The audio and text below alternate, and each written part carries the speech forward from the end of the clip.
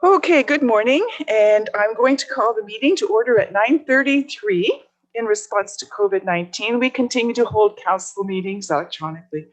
Members of the public are invited to participate by accessing the meeting, which will be live streamed on our Middlesex Centre YouTube channel. Good morning, and I'm going to call the meeting to order at 9:33. In response to COVID-19, we continue to hold council meetings electronically.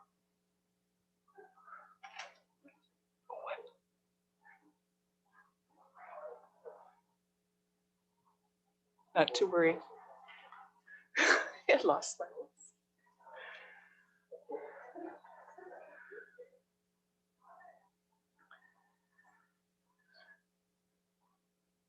Did it stop?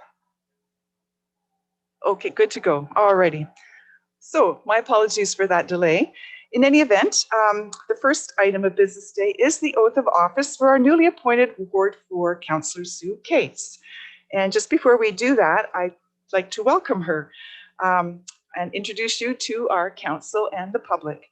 Sue is no stranger to the Kamoka-Kilworth Ward, as she both works and plays in the community. Currently, she is active in leadership roles with the Kamoka-Kilworth Kamoka-Kilworth Optimists and the local business association. She also serves on the board of the Kamoka Seniors Apartments and is involved in both the local community farmers market and the Middlesex Centre pollinator team. Although it's not easy to step into things in midterm, I know Sue is excited for this opportunity and looks forward to learning the ropes and taking on this position. On behalf of staff and council, I'd like to welcome you to the Horseshoe, Sue. We all look forward to working with you and wish you the very best as you embark on this new adventure. So, Councillor Cates, would you like to make a few remarks? Sure. Thank you, Madam Mayor. To my fellow councillors, staff, and members of the community, I am honored to represent our Kamoka-Kilworth community as the Ward 4 councillor. Joining halfway through this term, I plan to respect the experience of my fellow colleagues on council, staff, and experts, and to do my best to get up to speed quickly. As councillor, I feel it is my position to bring forward input and concerns from the community and to also rely on the advice of staff and experts to wisely make the right decisions on items before council. I'm very excited for this opportunity and I look forward to hearing residents' comments, questions, and concerns. I welcome residents to contact me at my new Middlesex Centre email address, goes live today, or to like my Facebook page, Sue Cates, Ward Councillor Ward 4, to stay up to date with Middlesex Centre business, community news, and more. Thank you.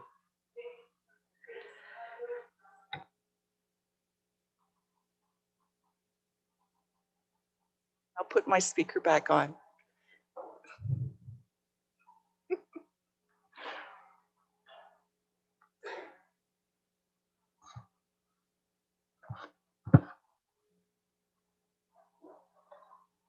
Morning, Councillor Cates. I'm going to ask you to repeat the following statements as they appear on the Declaration of Office. I, Sue Cates, having been appointed to the office of Ward 4 Councillor in the municipality of Middlesex Centre, do solemnly promise and declare that. I, Sue Cates, having been appointed to the office of Ward 4 Councillor in the municipality of Middlesex Centre, do solemnly promise and declare that I will truly, faithfully, and impartially exercise this office to the best of my knowledge and ability. I will truly, faithfully, and impartially exercise this office to the best of my knowledge and ability. I have not received and will not receive any payment or reward or promise thereof for the exercise of this office in a biased, corrupt, or any other improper manner. I have not received and will not receive any payment or reward or promise thereof for the exercise of this office in a biased, corrupt, or in any other improper manner. I will not disclose any pecuniary interests, direct or indirect, in accordance with the Municipal Conflict of Interest Act. I will not disclose any pecuniary interests, direct or indirect, in accordance with the Municipal Conflict of Interest Act. I will bear faithful and true allegiance to Her Majesty Queen Elizabeth II, or the reigning sovereign for the time being. I will be faithful and bear true allegiance to Her Majesty Queen Elizabeth II, or the reigning sovereign for the time being. Thank you and welcome again, Councillor Cates. Thank you. Thank you. You stepped away too quickly. Yes.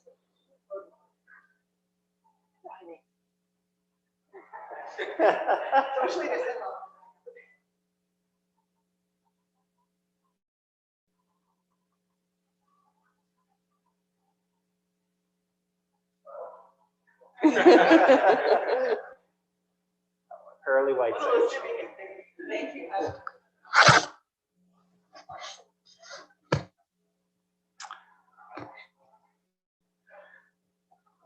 Okay, there are no formal additions to the agenda, but I do have a comment and a little story to share.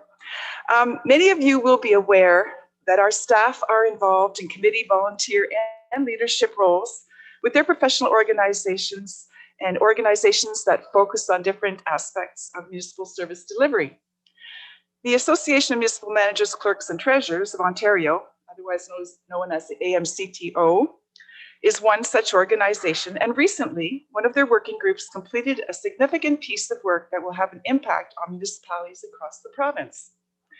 The Elections Working Group, which was tasked with developing, guiding, and reviewing resources and training materials to support the upcoming municipal elections, yes, those that are coming up in another 2 years, worked on the election guide, which is used and helps meet the needs of municipal staff all across Ontario. It is this guide, following the last item, the calendar item that needs to be completed in that election on December 28th, 2022, is a section entitled Acknowledgements, which says that the AMCTO would like to acknowledge staff from the City of Ottawa, City of Guelph, Town of Oakville, and the Municipality of Middlesex Centre for their work on the document. The staff person here who worked on the team is none other than our James Hudson, who's sitting to my right. And when I looked at the criteria that were required to be selected for this committee, it was clear to me that considerable experience and expertise is required even to apply for this position. So on behalf of Middlesex staff and council, I'd like to thank James for his involvement, note our appreciation and our pride in his efforts and contributions. Thank you, James. Here. Okay, now moving on to delegations, presentations, and petitions. Our first item up is Brad Bunk with GM Blue Plan regarding the Kamoka drainage works at Union Ave branch. We'll just wait.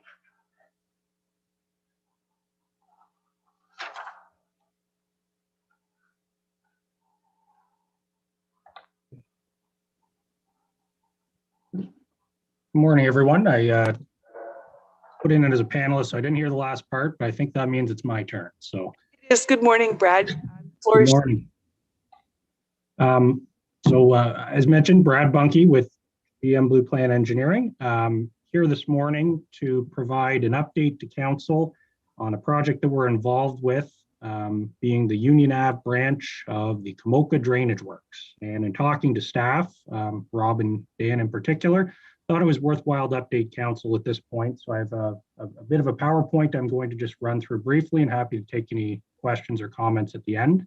I think it's important to make clear off the bat that this is an update. This isn't the meeting to consider the report as per typical in a Drainage Act process. It isn't a formal design review meeting under the Act. So again, this is more or less an update for council's information, and the usual Drainage Act steps, of course, as we proceed will be followed. So I'm going to share my screen.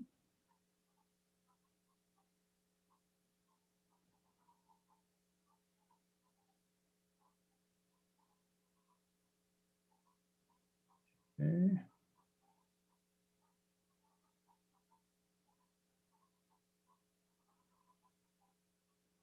Okay. Can everyone see a title page and flipping through the presentation? Yes, we can. Okay, just wanted to make sure. Okay, so I will begin. As far as what we'd like to speak of today, or I'd like to speak of, just a brief agenda. Obviously an introduction and talking about concerns we've received with the existing system for this drain. Some of the steps taken to date, a bit of a description on existing conditions, what's out there now, a look at the rehabilitation options that we are considering as part of this work, some follow-up discussion with the landowners, including a November 2020 package that was sent to them, our recommendations and next steps in the overall process, and then finally an opportunity for any questions or comments from council. Okay, so as a brief introduction and perhaps more background than introduction, but ourselves at GM Blue Plan again were appointed by Middlesex Centre under Section 78 of the Drainage Act to look at the Pomona Drainage Works Union Ave branch. Section 78 is an improvement to an existing system. So this drain is already enacted as a drain through a report. The current drainage system, as we know it, was constructed in the late 2000s. And there's a photograph on the bottom right that shows a bit of a view of it, but the drainage system consists of a combination of an open ditch, we call it a swale, as well as a closed pipe system for low flows and an infiltration gallery. And combined together makes up the drainage system that's there presently today. We held an on-site meeting as per typical under the Drainage Act and understood a lot of these concerns in advance of that meeting actually as well. But paraphrasing, here are many of the comments we're receiving from landowners in the area. There's concern with the volume and the frequency of water present in the swale after rain events, flooding concerns of the sheds, table structures, garden features, anything in the backyards, debris buildup, and there was also a mention of the underground system being the pipe component of this system. Doesn't seem to be carrying much water. And with that, there's a desire to convey more water underground and less visually on the surface through the drain. The last bullet here is there's also a bit of misconception among the landowner group that water will only be present within the swale and be visual on the surface during a 1 in 100 year event. We'll explain that a little bit later. In terms of steps taken to date, as mentioned, we've been appointed. The on-site meeting I spoke of was held in July of 2019. At that meeting and discussing with the landowners, we were directed to come up with a series of options that could hopefully address the concerns of the landowners. Within that, we've prepared a technical memo, which more or less summarizes and forms largely the basis of the presentation. And with that, our work consisted of topographic survey to understand the lay of the land.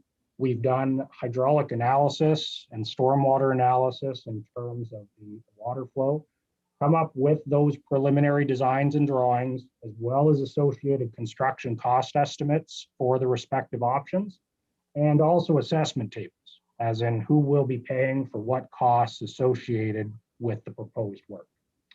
We've also had coordination through phone calls, emails, but also a meeting with the developer's consultant, AGM Engineering, and that's for the Renwick Estate subdivision that's planned on the other side of Kamoka Road. Our drainage system ultimately would travel to an outlet that is the Frank drain, ultimately the Kamoka Drainage Works, I believe, branch 3 that goes through this property. So inherently there's some coordination needed there. We've held an October design review meeting where the landowners and those specifically backing onto this drain were invited. And finally, we prepared a subsequent follow-up design package that was dropped off to the landowners requesting their input.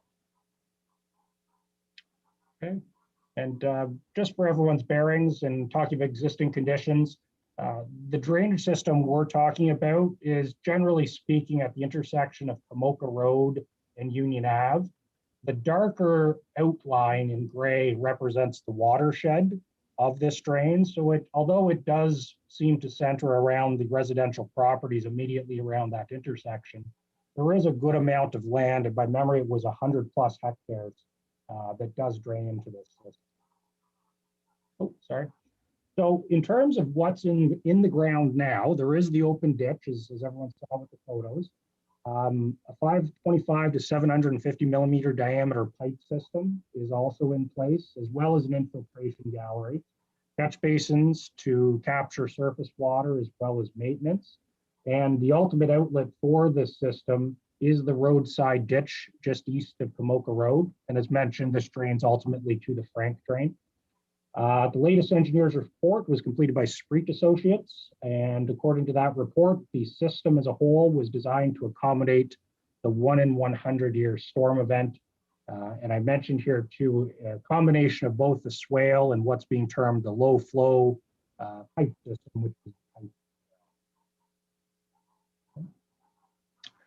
so the options that we considered in an attempt to address some of the landowner concerns, generally speaking, are these 5 that are contained in the technical memo. First option, of course, is do nothing, leave things as are. Second option, drain maintenance. And what this would involve would be restoring the existing drainage system to the conditions outlined in that 2007 drainage report. Option 3 looks at specifically improving the closed system, enlarging the pipes that are currently in the ground. Option 4 is improving the open system, and essentially that's making the ditch larger. And finally, the largest option is enclosure of the entire system underground. And I've made note here that option 4 and 5 weren't carried further following our October meeting. Option 4 with the open system, truthfully, it did not accomplish any of the objectives in the comments from the landowners, so we didn't see value in proceeding with that. And option 5, as we'll see a little bit later, is proving quite costly to the point that we don't see the benefits being commensurate with what the costs and assessments would look like to the landowners. Okay, so just a little more detail on each of the options here. The do nothing option seems pretty obvious. We're leaving things as they sit today. I've put at the bottom here the level of service in terms of the expectation of water in the ditch and the expectation of water, what would be in the pipe system. So the pipe system here, firstly, 15 to 18 millimeters of rain, depending how it's looked at in 24 hours. And what is meant by that, if a 19 millimeter storm or 3/4 of an inch of rain falls in 24 hours, theoretically it would be beyond the capacity of the pipe system, and there would be some form of water within the swale. And that's what the landowners would see. The overall level of service, looking at the ditch and pipe combined, it would be less than the 1 in 100 year storm event. And the reason for that is there is some positioning concerns with the upstream catch basin as it sits today. Are we capturing all the water coming from upstream in the most efficient manner? And also there are sections of buildup, I'll call them, within the ditch that were picked up in our topographic survey that do compromise the overall conveyance of the system. So that's the result of do nothing, leaving everything as is today. We get, I guess, progressively more invasive with the suggested options here with option 2. And option 2 is a maintenance option, as we term it. This is simply restoring to conditions from the most recent 2007 report. And with that, we're leaving the ditch as is, the pipe as is. However, we are cleaning out those pockets of buildup, as we call them, in the ditch. And we're also repositioning the upstream catch basin that would hopefully improve the inlet into the pipe system as well. The level of service overall at the bottom of the page of what this would be the exact same as existing conditions in the pipe, meaning that 15 millimeter to 18 millimeters of rain in 24 hours. And the overall level of service with option 2 would be improved to match that 1 in 100 year event from the previous report. Estimated cost for this one, $100,000. And the approximate assessment, we've called them the 7 landowners backing onto the drain. These are the residential properties of literally backing onto the drain. 90% of the costs, according to that 2007 report for maintenance, would be assessed to these 7 landowners, with the remaining 10% assessed to upstream properties. Okay. Option 3 is a little bit more involved again as well. In option 3, the intent is to attack the closed system and improve this to a larger pipe. What would be involved here would be the same ditch work and just general maintenance work that we spoke of in option 2. However, we'd also look at changing out the 525 to 750 millimeter diameter closed pipe system. And we have a couple subdivision options here between a 900 or a 3-foot diameter and a 750, which would be 2.5 feet diameter pipe hereof, but the same intent again, improving the underground conveyance. And the resulting level of service here would be improved in existing conditions in the sense that the pipe system, instead of 15 to 18 millimeters of rain, would take now 70 millimeters of rain approximately in 24 hours. And this is analogous to what's called the 1 and 2 year storm. And the overall level of service, the entire system, again, including the swale, would be that 1 in 100 year storm event from the report. The options for 3A and 3B, which are the difference between a 750 pipe and a 900 pipe, regardless, you can see they're certainly more costly than the previous options, where we have roughly 225,000 to 320,000 for the capital cost, and the individual property owners fronting the drain, those 7 residences again, would have 32 to 45,000 of those costs assessed towards them under this option. Okay. The fourth option is improvements to the open ditch. And again, this was not carried further after our October 2020 meeting because it largely involves increasing the ditch size, but the level of service for the pipe system, i.e. when you would see the water in the pipe versus when it would progress into the ditch, remains exactly the same as existing conditions. The improvement here would be the overall service would be a 1 in 250 year storm, which is more than what that 2007 report had intended. Estimated cost of $180,000. And again, the 7 landowners backing onto the drain would be assessed approximately $25,000 each. And finally, the largest of all options is replacing the ditch and the pipe with a concrete underground box culvert. Based on our hydraulic analysis, we would need a culvert that would be 3.9 meters by 0.9 meters high. We would be able to take the 1 in 100 year storm in that box culvert, and the overall level of service, again, accommodating the swale, what would still be on top, 1 in 250 year. But I think as council can see here, the preliminary cost estimate we have pegged at 2.2 million. And the cost for the individual residential landowner, at this point, we have estimated at $275,000 to $325,000 per property. So the reason, again, this was not carried further was the costs and not being commensurate with the benefit. Okay, so this is a summary table of the same options I spoke of. I don't know if there's anything that needs to be said here other than I will state that the level of service is something that we're looking at here and what the results are in the end as far as conveyance.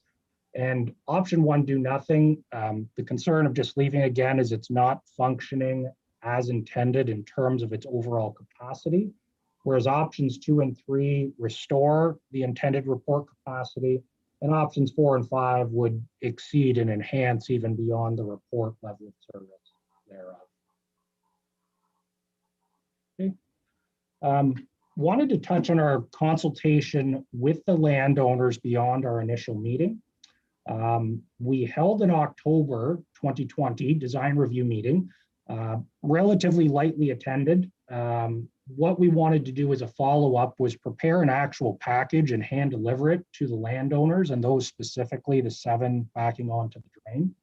We assembled a cover letter and pared down our presentation from that October 2020 meeting for information. And within that letter, we requested input on a preferred rehabilitation scheme from the landowners.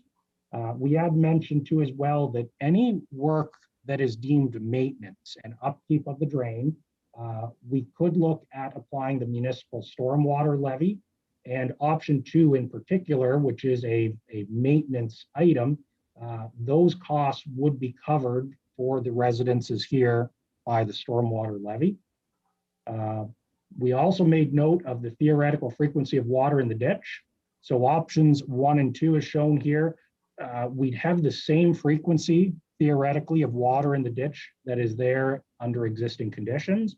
Whereas option 3, again, being a more costly option, but rainfall in that particular case could be more greatly accommodated within the pipe system, again, very close to 1 and 2 year event. We set a deadline of December 1st by memory for landowner responses. We had 2 of 7 landowners respond, and there was general support for option 2, which again is the maintenance option of cleaning the ditch and repositioning the catch basin.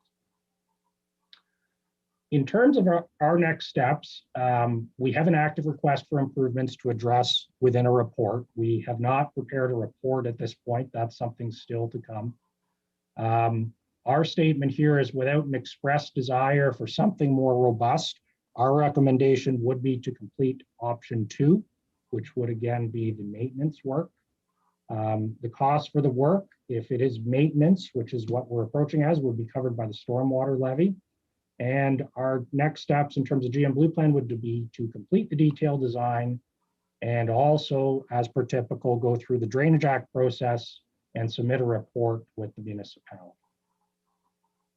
Okay, and that is what I have. I'll stop sharing screen here. Happy to take any questions or comments on the presentation or otherwise. Thank you for that presentation, Brad. I'll look to councillors then. Questions? Deputy Mayor Brennan. To you, Madam Mayor, to Brad.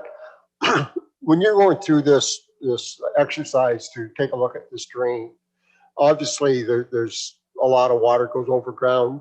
Did you take into consideration how much more water would be coming in there with the new subdivision that's proposed and what effect that would have? And if option 2 would be enough to reduce the flooding with the additional water coming from that new subdivision? No. In our analysis, we looked at the subdivision coming in, and it is downstream of our system. And with that, what we did look at is there any backwater effect potentially from the subdivision coming back into our system. We're confident that with the design being proposed with the new subdivision that we won't have an effect on our drain with that. Our analysis and focus was largely upstream in terms of the contribution and capacity, but again, proving that the backwater wouldn't tangibly impact. We're comfortable with that integration, if you will. And to follow on, Madam Mayor, are you confident that just restoring the design back to the way it's supposed to be working will handle the issues that have been there? Like I've seen water where it's 2 or 3 feet just going as fast as it can through backyards. Will restoring this drain to where it was supposed to be, will that solve that problem? Yeah, it's important to understand the intent of the original design was a combination system. And what I mean by that is that there is the overland swale, and that's what's visual, of course, to the landowners, and also the pipe system. The intent of the pipe system was to take the minor flows, if you will. And the intent of the swale, of course, was to take the larger flows in any rain event that was more significant in what we term more than a minor storm. So the reinstatement of what is there now and what is recommended in option 2 would restore what's there, but there would be the same frequency of water in the ditch as to what we're theoretically seeing at present day, other than, again, just improving back to those conditions. So if we had a larger event, if we had a 1 in 5 year storm, a 1 in 10 year storm, this would not entirely eliminate the water into the pipe. The swale would still be utilized as originally intended to as well. So it wouldn't visually move all the water into a pipe system. It would, again, just carry the overall system swale plus pipe as originally. Thank you. That's all for now. Thank you. And Councillor Ertz, and then Councillor Shipley. It's through your mayor to Brad. When there's a storm event right now, is the swale taking all the water or does it go past the swale? Like, does Yeah. the swale have the capacity to take all of the water? Yeah, under existing conditions, the swale itself plus the pipe system, which does take a small amount too as well, it has capacity to convey that 1 in 100-year event as designed. So the combination system certainly does. What we found, and one of the reasons we're recommending maintenance, is we want to ensure that remains the case in the buildups and the small isolated pockets of debris or sediment in particular have been built up, would ensure that that conveyance is maintained. Because if that pipe is supposed to take that 525 mil pipe, if it's supposed to take a 3/4 inch rain, I figured it out, it's at 346 square inches and the swale is at 4,000 square inches. So theoretically, the swale should take 9 times as much water as the 525 mil pipe in 24 hours. Is that right? Yeah, unfortunately, I think in metrics, I'm trying to think in square inches here, but yes, yeah, that's essentially right, is that the swale has far more capacity than the pipe. We didn't have any calculations that we received with the original work, with the development or in the report that we necessarily would review, but based on our calculations, even what we term the drainage act storm, which is something less than the 1 in 2 year storm, that's around that 19 millimeter event. And at that point, that basically maxes out the capacity of the pipe. And any excess beyond that would be rightfully conveyed by the swale, which you're absolutely right, has far more capacity than what that underground pipe system. And one more question, is the swale basically at the measurements it should be? Like, I dug it up and it, like the width and the slope and the depth, is it close to what the original blueprint spec'd, or has it been silted in or reshaped, or would you know that? Yeah, one of the things as part of our work that we did do was a topographic survey, and that was one of the intents, is to see what existing conditions were and how they would compare to the original report. Generally speaking, was constructed similar to the report. We have noticed subtle differences in even some of the underground features being reported by the landowners. We also notice that there is the buildup again with sediment that presumably wasn't there when constructed. So generally speaking, again, it's very close to the plans, but there are subtle differences, and again, maintenance being identified as being needed here too. Thank you. Okay, Councillor Shipley. Through the mayor to Brad. Brad, if we go back to page 1 with the lot numbers on it, you got numbered there. Just in relation to the tile that run underneath the tracks, where would they come into that play there and those lot numbers? Do you have any idea there? Yeah. I wonder if I can, I'm just looking myself here. If I can get an actual lot number. Actually, I have a drawing in front of me here. Yeah, so it would cross through, there's a fence to the rear of the swale, and that's where the water comes through and under the fence from the tracks.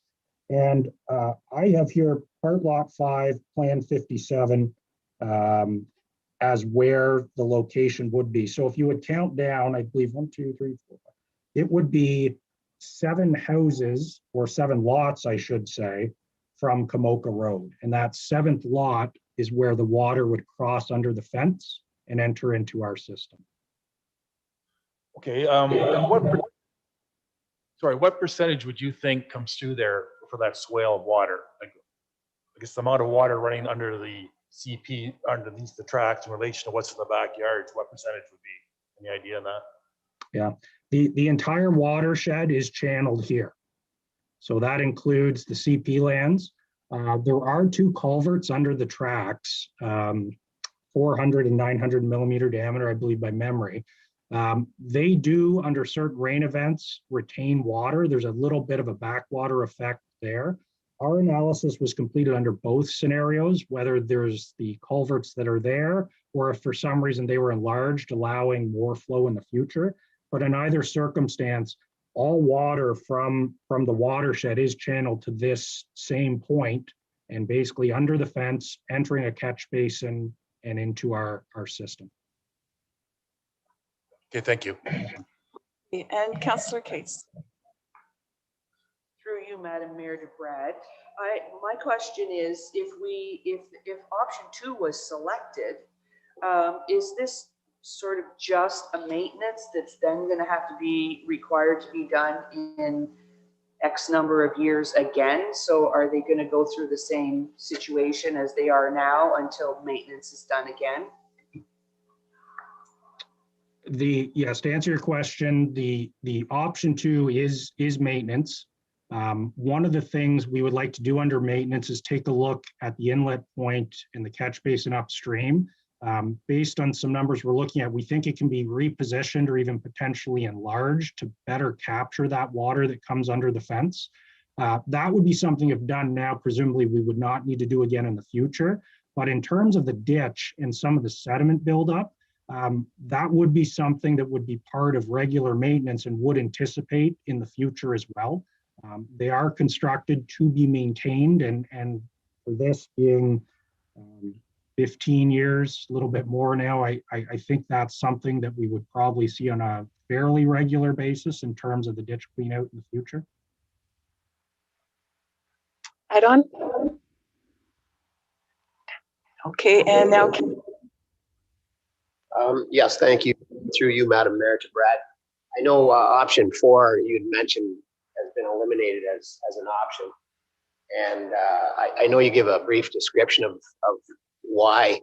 I didn't quite understand why it was eliminated. Was it probably because of the cost of landowners, I'm assuming, right?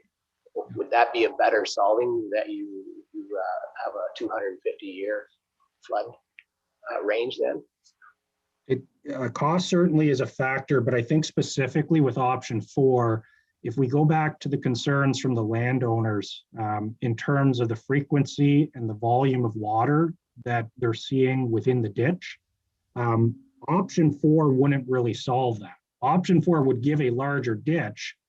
However, the water theoretically would be in a similar frequency and a similar volume as is existing today. So in our eyes, it didn't really address the concern, and not to mention too, we have a $25,000 price tag for each property owner in that case. So I don't think the improvements would be commensurate with the cost, but again, just big picture, I don't think we're solving the concerns or addressing the concerns of the landowners with option 4. Okay, yeah, that explanation. any other questions? Deputy Mayor. You, Madam Mayor, to, I think, Rob, Catherine, is that Rob, to you? This swale, and is that municipal responsibility, or is that each individual landowner? And if there was work done, is it not covered under the stormwater fee that we charge to people, whether it's a maintenance or a rebuild? So through the mayor to the deputy mayor. So you're correct. So it is under the Drainage Act currently, but because it falls within a settlement area, these residents are paying in the stormwater levy.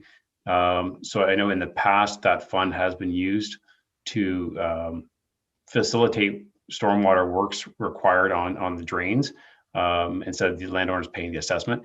In this case, and we discussed this, my intent would be that the stormwater levy would cover the cost of the maintenance work, because anything above and beyond that doesn't really increase the level of service that they're being provided, but it would be a benefit to the landowners that they would have more use of their backyards. So say if you went to the ultimate one, which was option 5, and they essentially end up with a channel removed, that's not a cost that that I don't think would be fair to put through the stormwater levy, because it would really be a benefit only to those 7 lots, not to the larger system. Does that answer your question? Yeah, leave it there for now. Thank you. Anyone else? Well, I have one additional question then. I just wanted to clarify and make sure I have it straight in my mind with respect to costs being assessed. The upstream owners, that is the people, say, north of the tracks and that pipe that goes underneath, the 10% that you were talking about, that would be allocated to everyone in that watershed as defined by the boundaries on the map that you showed. Is that correct? Yes, that's correct. Essentially, the people that are upstream and are not having the work done on their property, which would be the 7 residential properties, they would be assessed 10% of the maintenance work. And again, if we look at option 2, which is entirely maintenance, we would anticipate our assessment table having them assessed at 10% of the value of the work. And that would be everyone in that watershed, right up to the turkey farm barns, I think, were in the top right-hand corner. So that'd be just north of Melrose Drive and across on the west side of Kamoka Road as well. Yes, and our watershed certainly goes beyond Melrose Drive. I don't have the exact number of property owners, but essentially everyone who contributes within the watershed would see some portion of that maintenance assessment at 10%. Okay, thank you for that then. I think that's everything from Council. Brad, appreciate your time and all the work that's gone into the project to date, and we'll look forward to seeing the next phase from you soon. Okay, thank you, everyone. Bye-bye. Moving on now, our next item is a delegation. We have Ms. Kemp regarding climate change.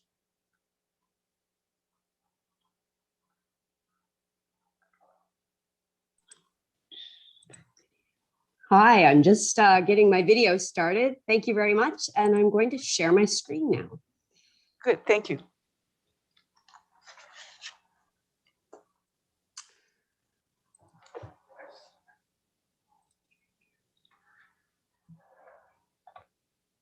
Okay, there we go.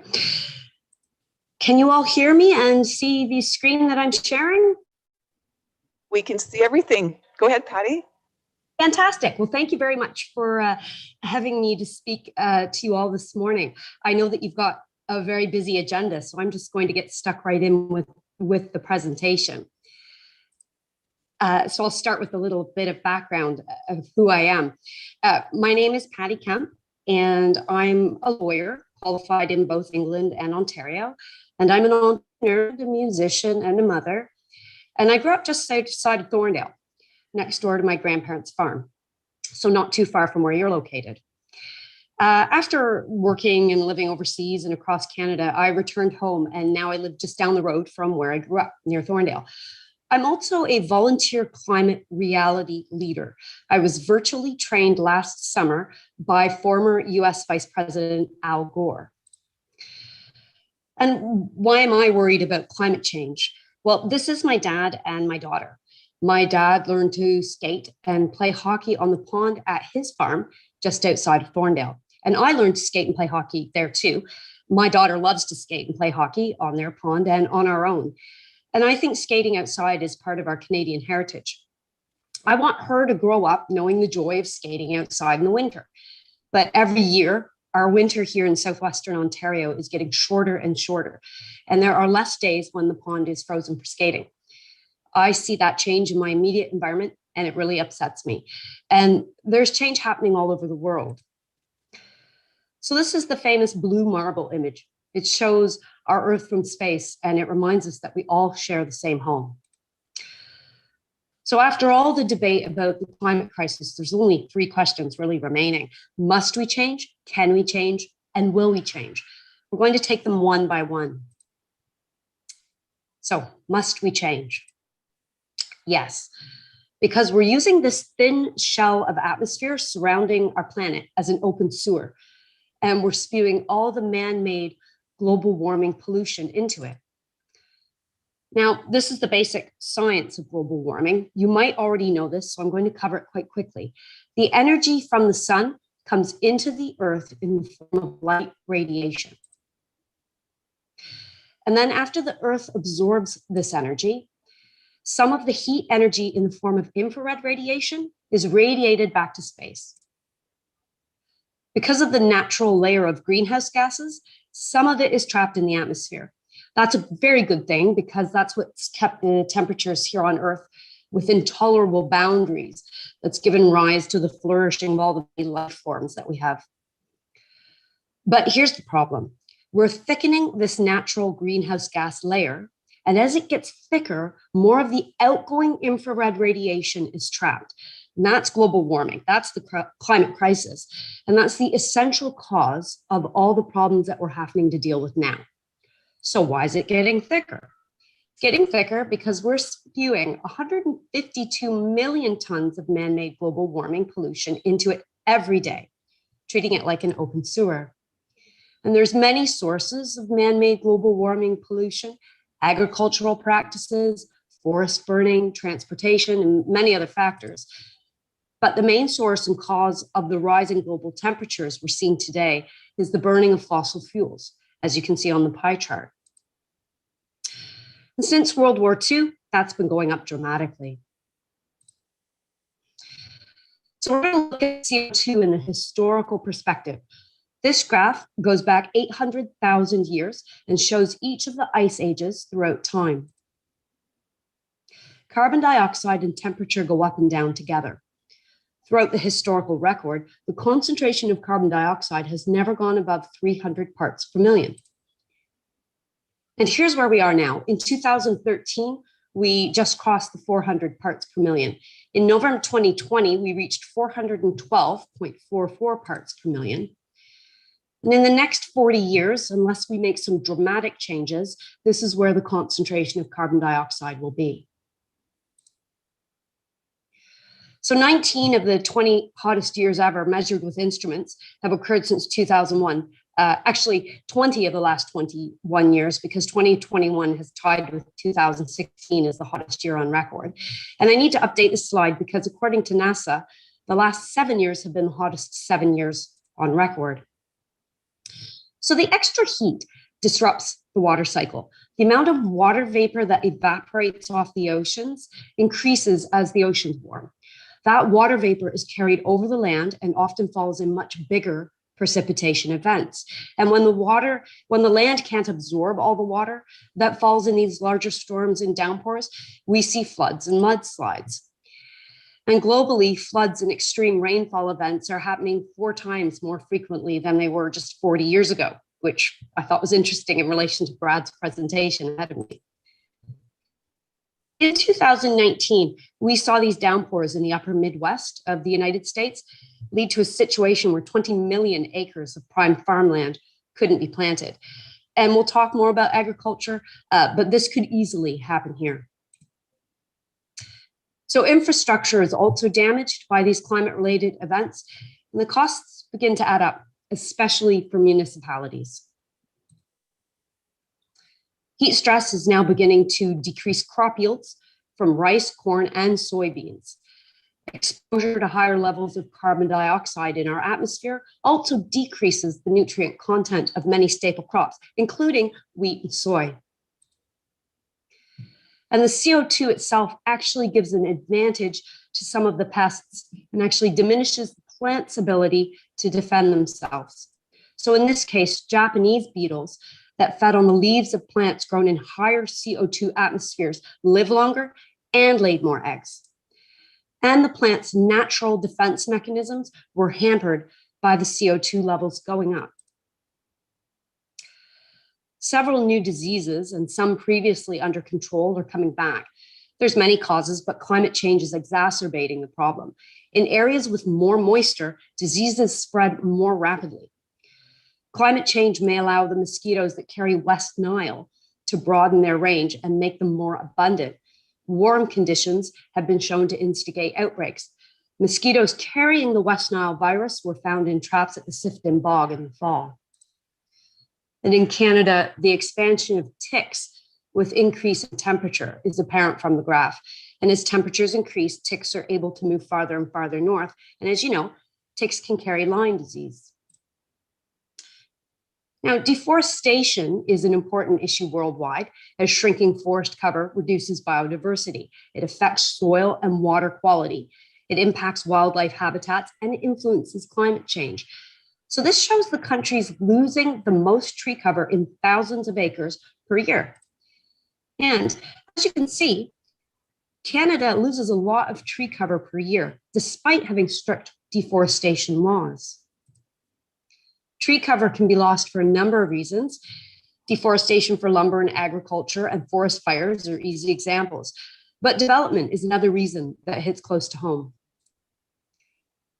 So often you hear the argument that Canada doesn't need to reduce its emissions because it isn't a big polluter or because our size, what we do won't matter. Well, Canada is one of the world's top 10 emitters.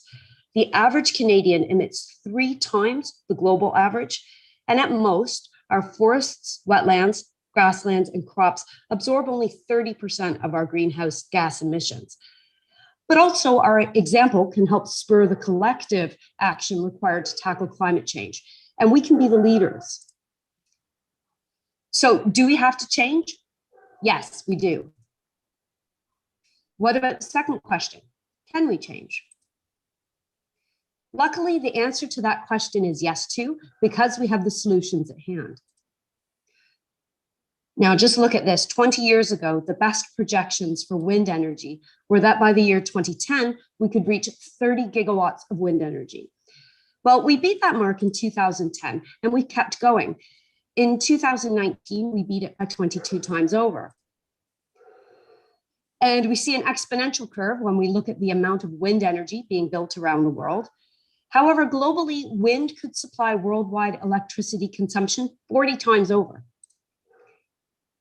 And with solar, it's even more dramatic. The best estimates 18 years ago were that the amount of solar energy we could install each year might reach 1 gigawatt per year by 2010. Well, we beat that mark when 2010 arrived by 17 times over. And in 2019, we beat that mark by 121 times over. And this exponential curve is even steeper than the one for wind and rising even faster. Because the cost of renewable energy continues to come down dramatically. And we're not going to run out of it because we get as much energy from the sun in 1 hour that would supply all of the electricity the world needs for a full year. In transportation, we're seeing the beginnings of a massive shift to electric vehicles, and that's good news for manufacturing in Ontario. And buildings are a significant area of increasing energy efficiency. There's a huge incentive to reduce the expensive energy bills of existing buildings. The answer is to retrofit them. And when the energy bills go down, it's a win-win-win proposition because you create the jobs, you reduce the pollution, and you reduce the cost of operating the building. It's $1 trillion new industry that's a really big job creator. And as you know, the jobs that are created in retrofitting buildings are by definition jobs that can't be outsourced. So this is the kind of job creation initiative that the world is going to need post-pandemic. So can we change? Yes, we can change. So the final question, the most important one, is will we change? We're seeing businesses move. More than 240 global companies have pledged to go 100% renewable, and more companies are adding their names and pledges to this list every single day. The market is also changing to help us on the journey. Here's the stock market going up generally. But here's the energy sector, the fossil fuel sector. They're bad investments now, and that word is getting out. And we're seeing a huge shift of assets towards the sustainability revolution. In December of 2015, at the Paris climate negotiations, every nation in the world agreed to phase down greenhouse gas pollution to net zero emissions as early as the second half of the century as possible. Now, the US has just rejoined the Paris Agreement, but climate action isn't just about what countries do. We all have to take the lead on climate. We're seeing corporations, states and provinces, and cities commit to reducing emissions. But this is a graph of greenhouse gas emissions in megatons per year, with estimations of future emissions scenarios. And as you can see from the graph, Canada is not projected to meet the target of the Paris Climate Agreement and has woefully failed to meet any previous targets as well. So action at the country level is important, but municipalities are key in the fight against climate change. Municipalities have jurisdiction over land use planning, waste management, building bylaws, all fundamental areas in the fight against climate change. And locally, there are exciting initiatives happening. One of my favorite examples is your Coldstream Net Zero Fire Hall. But you also have other initiatives like your emission reduction goals and your Green Builder program and your Green Fleet. And I would encourage you to continue down this path. As a rural municipality, Middlesex Centre can have a tremendous impact on land use and direct carbon sequestration, or pulling carbon out of the air. You can ensure that trees and bush aren't cut in areas slated for development. You can protect the existing tree cover. As a municipality, you can join what's called the Trillion Tree Challenge. You can facilitate tree planting projects. And as Al Gore says, the most effective way of pulling carbon out of the atmosphere is called a tree, and to scale, it's called a forest. You can also plant meadows or tall grass prairie areas, which also draw carbon out of the atmosphere and store it in the ground. You can protect and rehabilitate wetlands. Thames Centre just passed a motion to increase biodiversity by adding more species to the seed mix they use to replant the ditches after work's been done. And that's a really simple, effective step. Also, agricultural land use has tremendous potential to draw down and sequester carbon. And farmers, a large part of your community, play an essential role in using beneficial agricultural techniques. So as a municipality, you can encourage landowners to employ beneficial practices like planting winter cover crops or using no-till.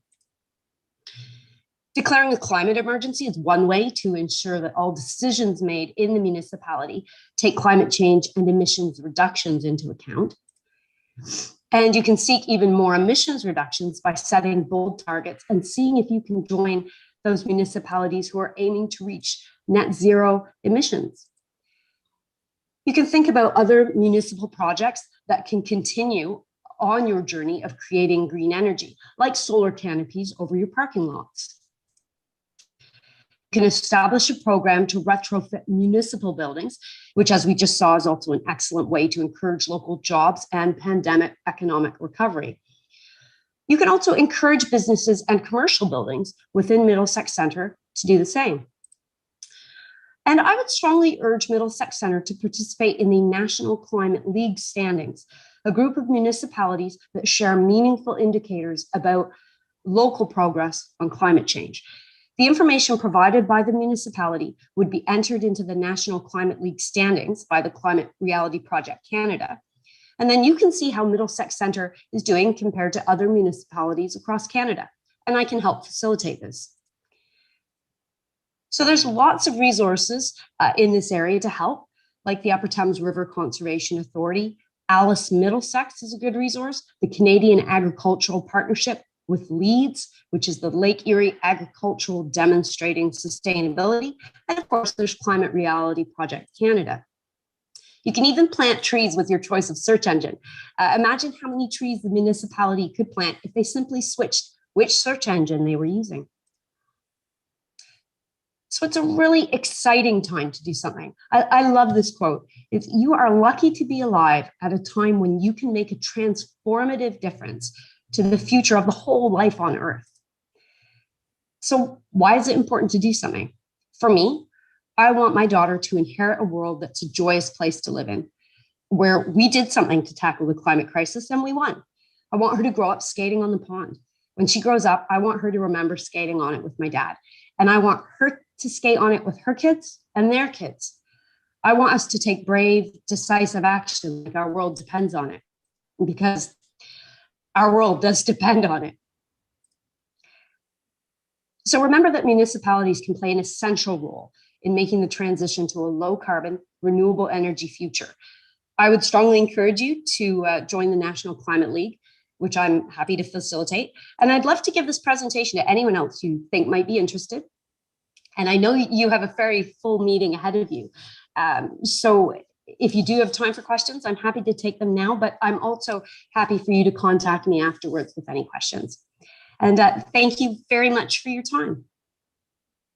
Well, thank you for that presentation, Patty. I'm just going to see if there are a couple of questions from anyone, comments.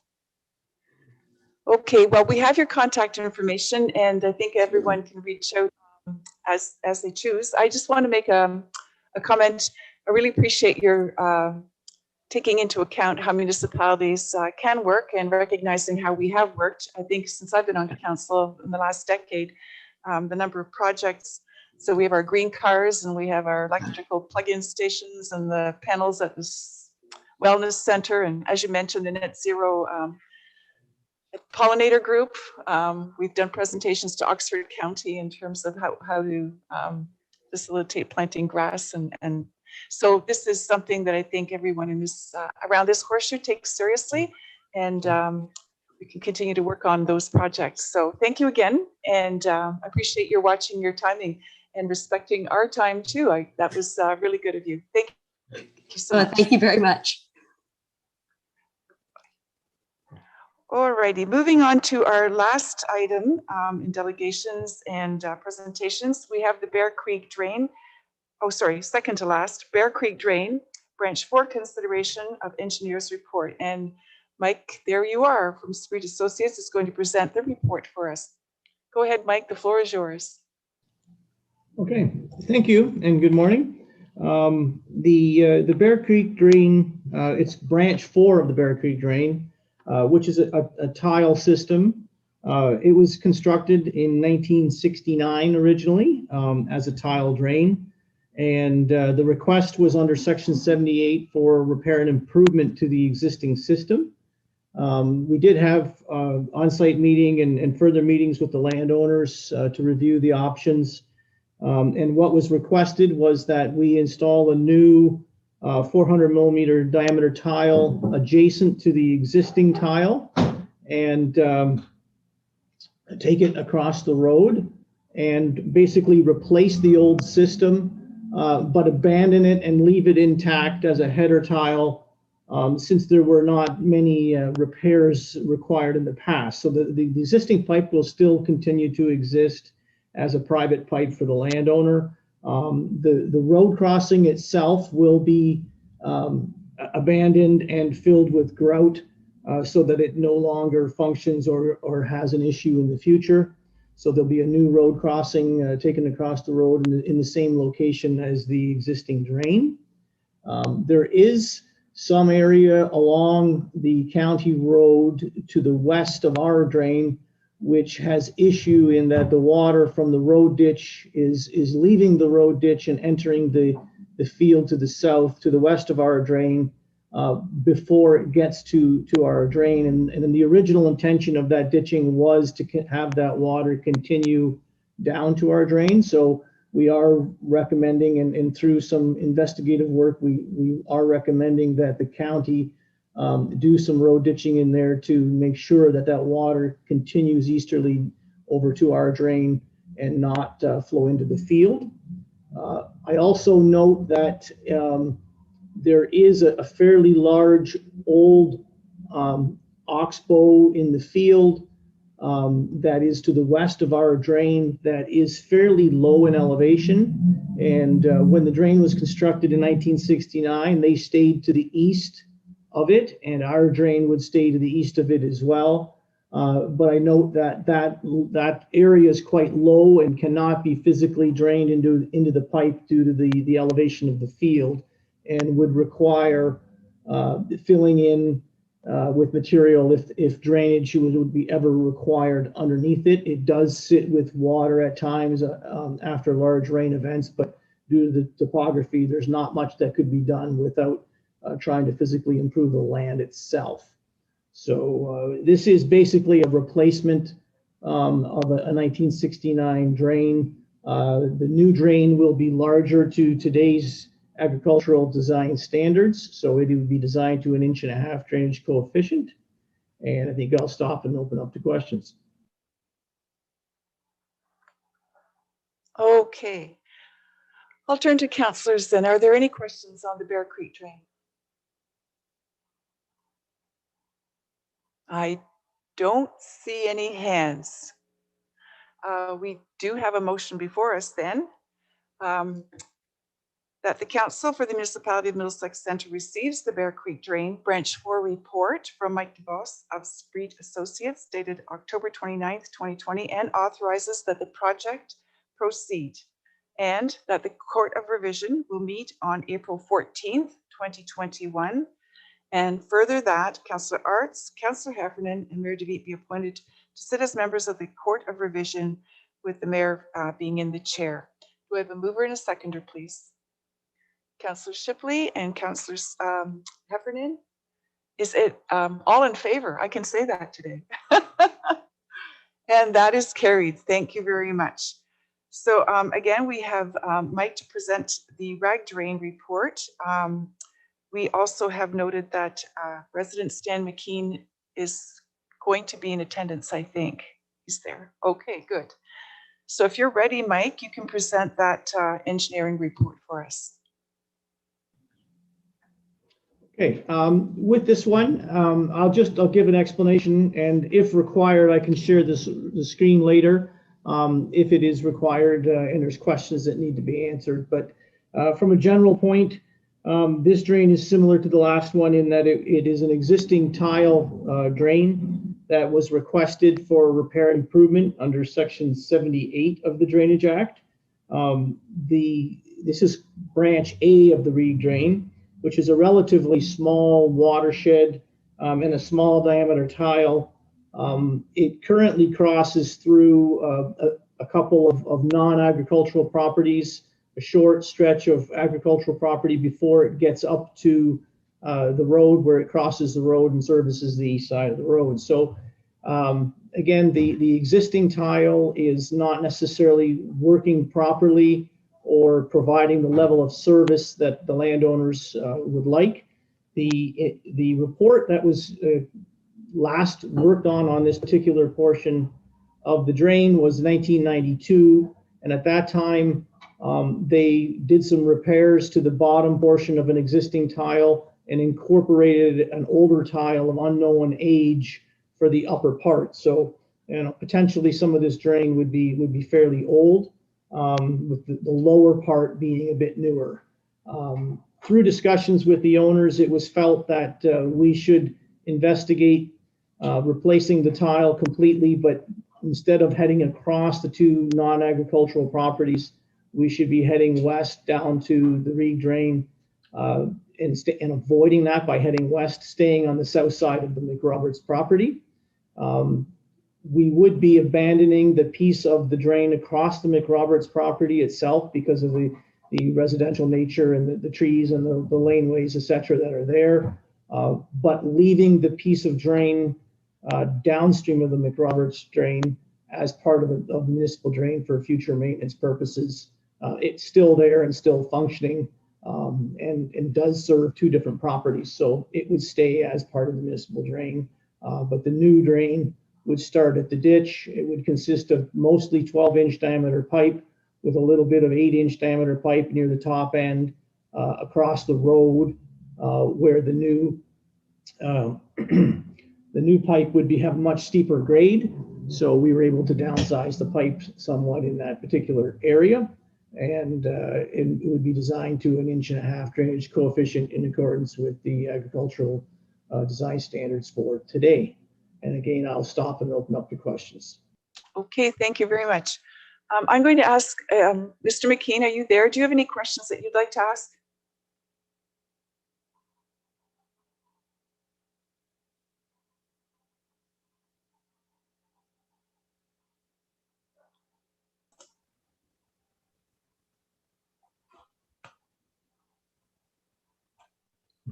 Check that.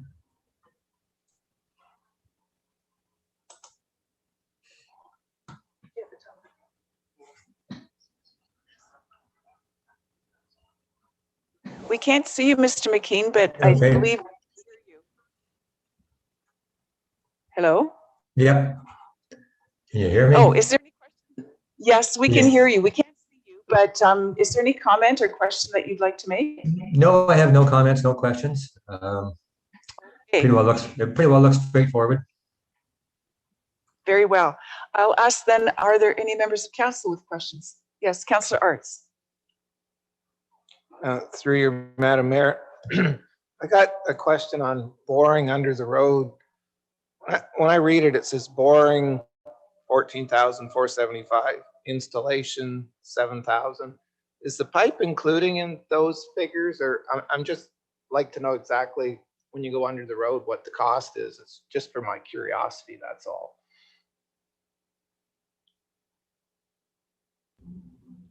Okay, just if you give me a second here, I'll pull the estimate.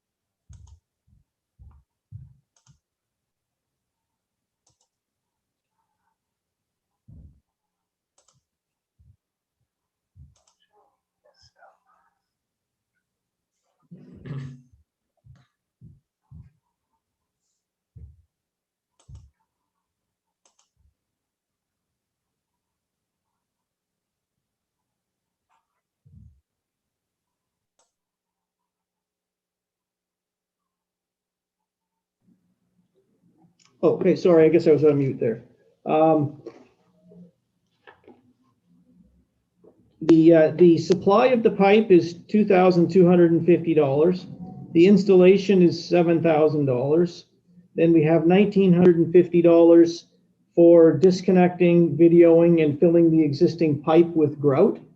And then on top of that, you have some engineering cost for design, preparation of the assessments, inspection, as well as interest in HST included in the total assessment for the 14,475 total.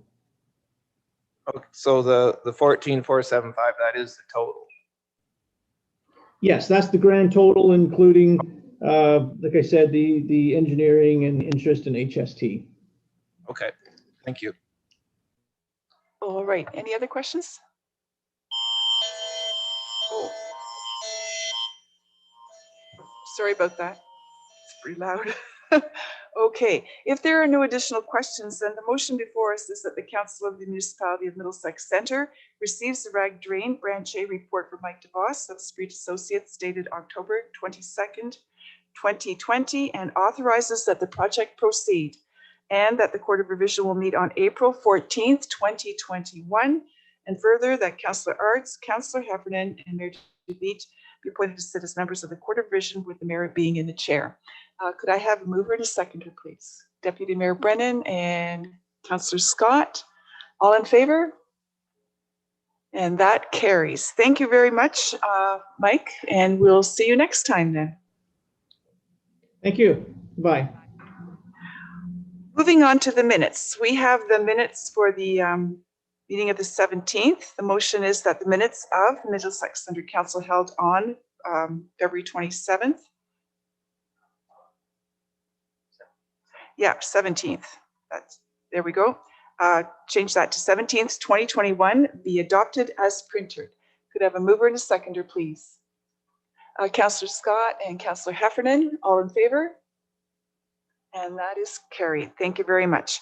Moving on to the consent agenda, we have 7 items here.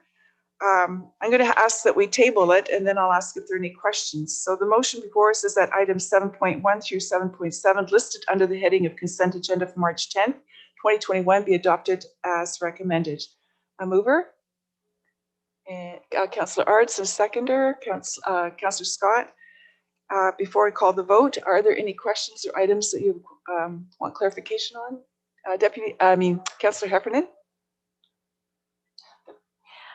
Through the mayor, I would like to ask questions about items number 1 and 2. So that would be the chief building officer. Arnie, are you there? Oh, there he is. Okay, with 7.1, the 2020 building division year-end summary, you state that the inspections are done online now. I was just wondering, how does that, like, are you apt to miss anything, or is it, like, Is it a detailed camera or what is it? Sure. So thanks for the question, Councillor Heffernan. Through the mayor, the intent of saying our inspections are done online means that they're documented online. All inspections are done in person, and we upload our comments into Cloud Permit, and that's how we put them online. But they are all done in person without cameras. Okay, thank you. And the second item was 7.2, the bylaw enforcement year-end summary. It says there was 22 zoning infractions. What would those be? Can you give an example of what that would be? Certainly, through the mayor, a typical zoning infraction may be a contractor's yard working out of a property that is not zoned to allow a contractor's yard. And it would generally take a complaint from a neighbor quite often of activity, increased activity on a property, maybe outside storage or cleanliness. And we would attend and determine that they may be having a contractor's yard there with several vehicles and outside storage, which generally is not permitted in zones such as an agricultural zone or a residential zone. So that's a typical zoning infraction. Okay, thanks. Is there anything else from anyone? Okay, seeing nothing, then I'll call the vote. All in favor? And that carries. Thank you very much. Moving on to staff reports. Our next item is a staff report regarding the Municipal Modernization Program Review, and we have Tiffany, our Director of Corporate Services, here to present, or coming on to present. Hi. So through you, Mayor DeVito, I think that would be the first report would be more from Michael, our CAO, on the Modernization Review Program. Okay, we'll move that to your Not a problem, Madam agenda. Mayor. Through the chair to members of council, Tiffany and I are working on reviewing municipal modernization, and it's a key theme that's been taking place over the last couple of years. And so this report before you is just to give a general overview of all the different phases of that have taken place dating back to 2018. And so I just wanted to have a discussion with council about all of the projects that have been identified where the municipalities worked either in tandem or separately to look at how we're modernizing the way we provide service to the public and how we operate as an organization. The first phase, if you will, was done in 2018. And back in 2018, the province announced funding to municipalities throughout Ontario to look at enabling access to modernized services and programs. And so in this report, there's a detailed review of the initial funds, which are approximately about $600,000. And so that was the first phase, and those funds haven't been fully accounted for or spent. They've been sitting in a reserve fund. And so part of this report is to seek direction to go ahead with a recommendation to look at possible allocation of some of these fundings. And I'll explain the reason why the recommendation in the next little bit.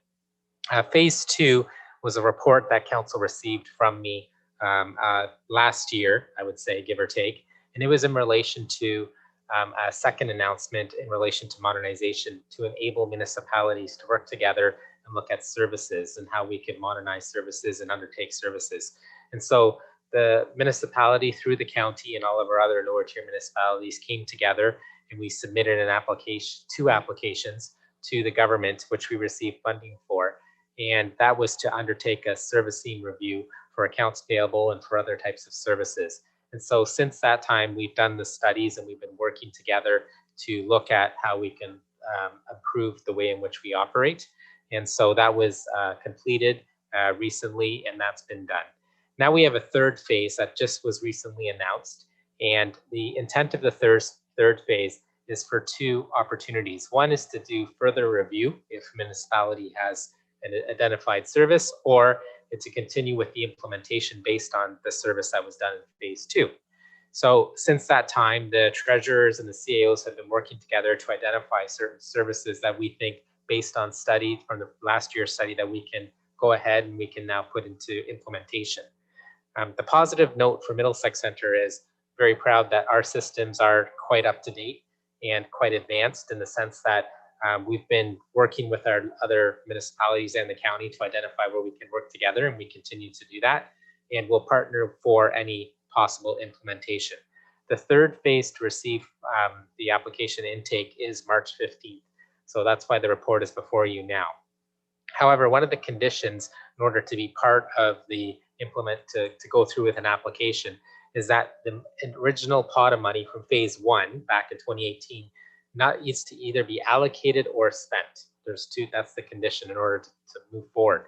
And so similarly to the county or some of our other lower tier municipalities, there's reports that are before their councils that speak to an overview of the modernization, which is this report, but also to allocate how we can move forward with spending some of those funds, which will, I think, tick the box to enable us to move forward with any potential applications. So the report before you identifies a list. The senior management team came together and we've put together a list on page 3, I think it is, that identifies how we can allocate the funding to move forward with some initiatives to further advance the organization.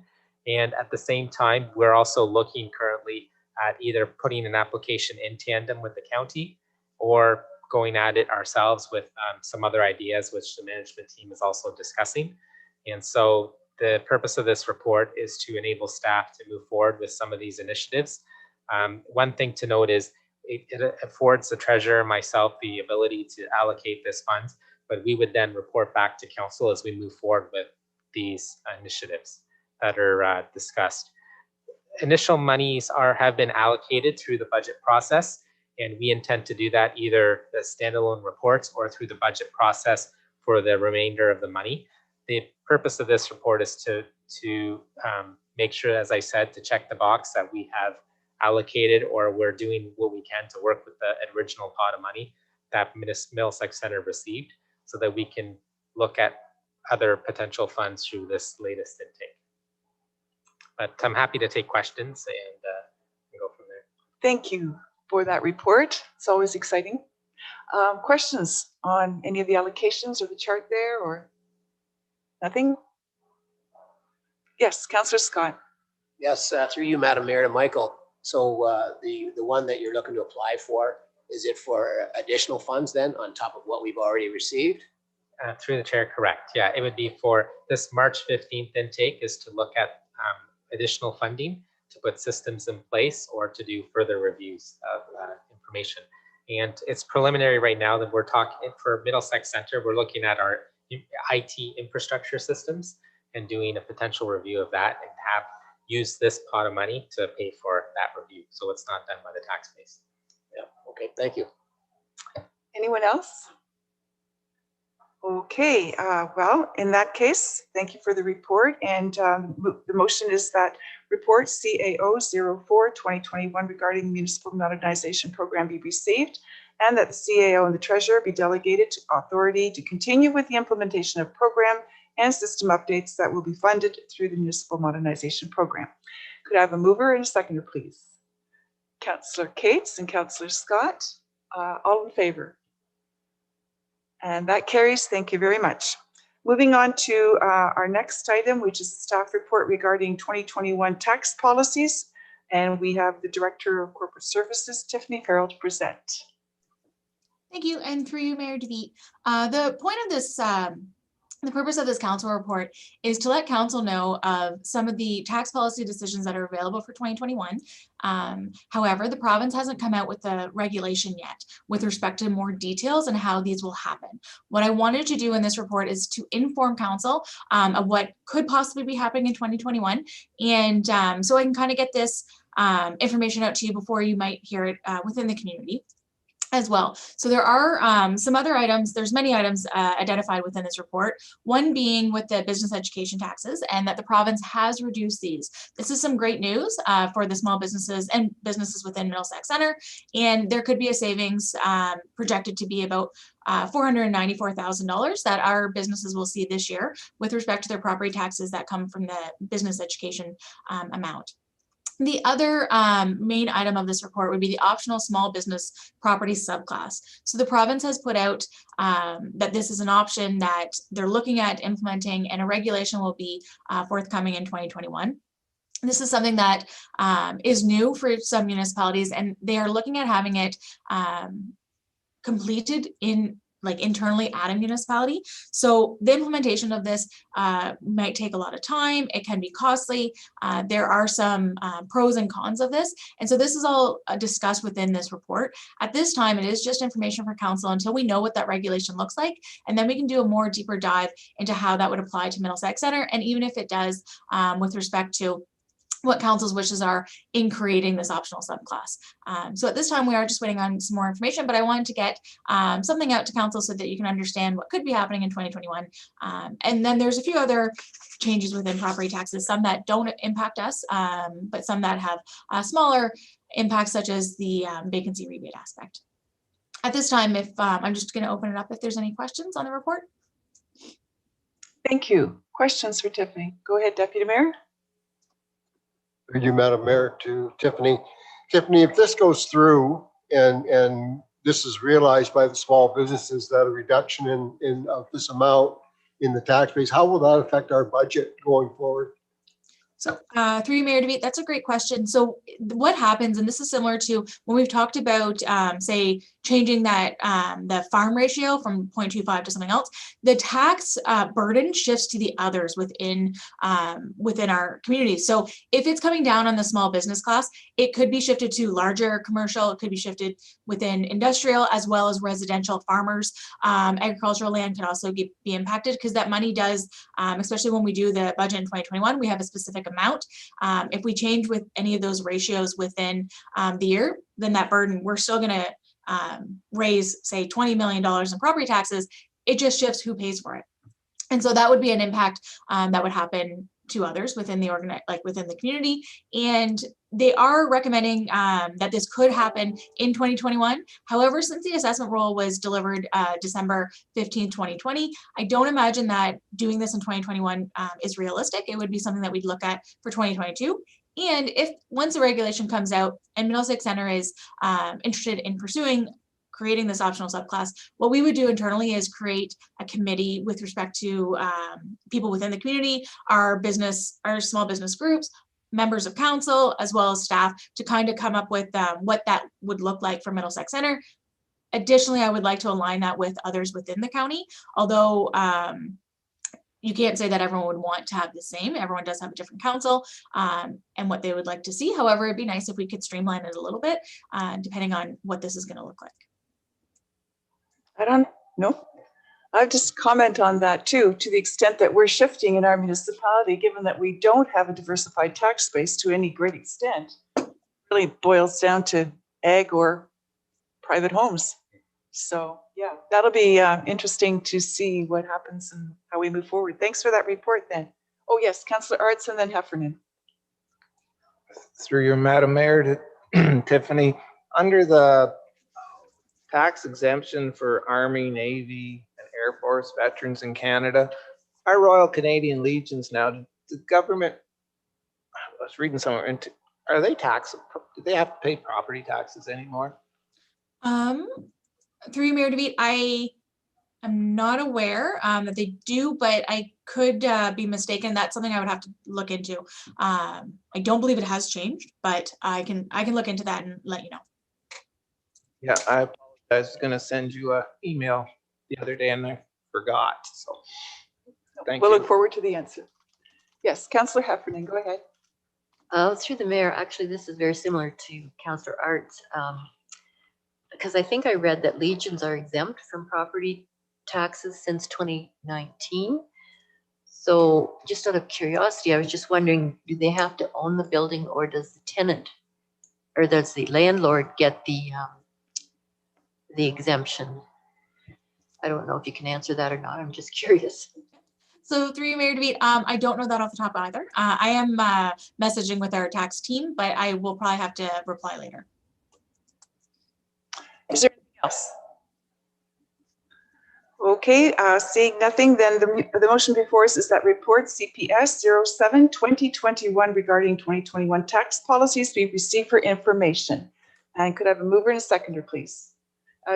Councillor Shipley and Councillor Heffernan, all in favor?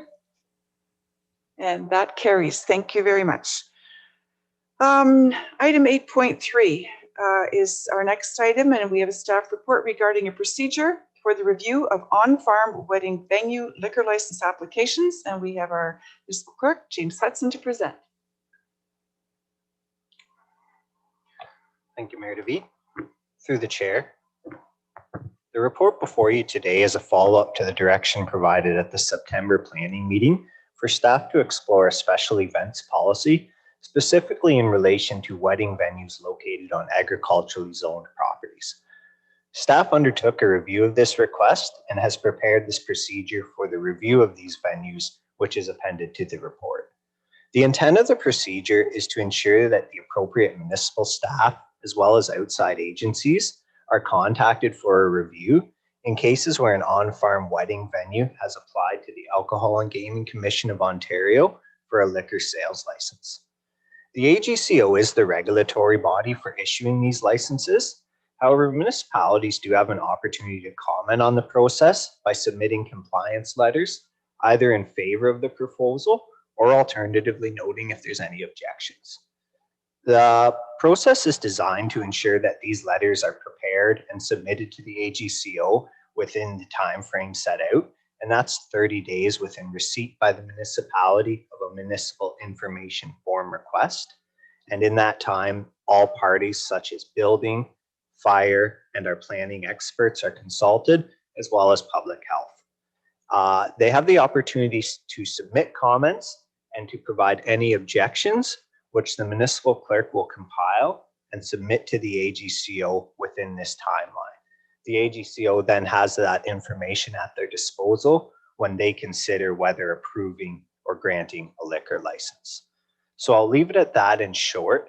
Essentially what you'll see in the procedure is a form of a checklist which sets out the various steps that are required for an applicant submitting a municipal information form, and then a similar checklist for staff that helps us to guide what our review looks like, who's involved with that review, and the timelines in which we get it done.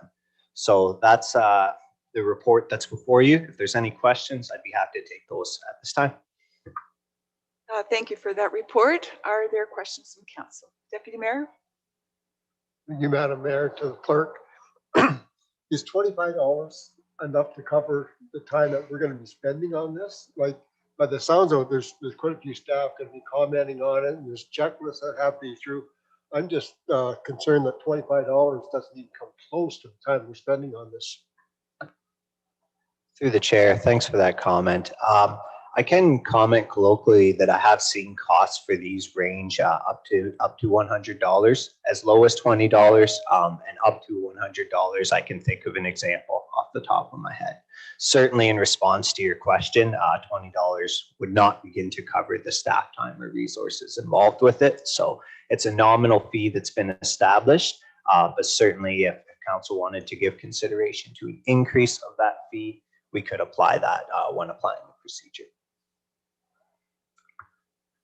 Additional comments, questions? Yeah, I just, my comments at 25, I would think a minimum of $50 would help cover staff costs. So I would like to see that raised to $50 if that's possible. I have a question on that as well then. I'm wondering, given that these are the applications that residents would take if they're planning a wedding at their home, how many of these a year do we have? That's a great question. So for the type of applications which are for permanent ongoing uses of a wedding venue, those are uncommon. And I would say we would have at most between 1 and 2 a year, because these are newly established permanently operating businesses. For special occasion permit requests, so those being the occasional, the one-time, the one-off events, I would estimate that we would have between 5 and 10 on a regular year, the previous 2 years, and the forthcoming year, not expected to be a regular year in that case, but between 5 and 10 requests we would receive a year. Thank you. Anything else? Yes, Councillor Scott? Yes, through you, Madam Mayor, to James. So I see this as farm venues ones. Does this include the ones you just spoke of? The ones in the backyards, or no? This is specifically for.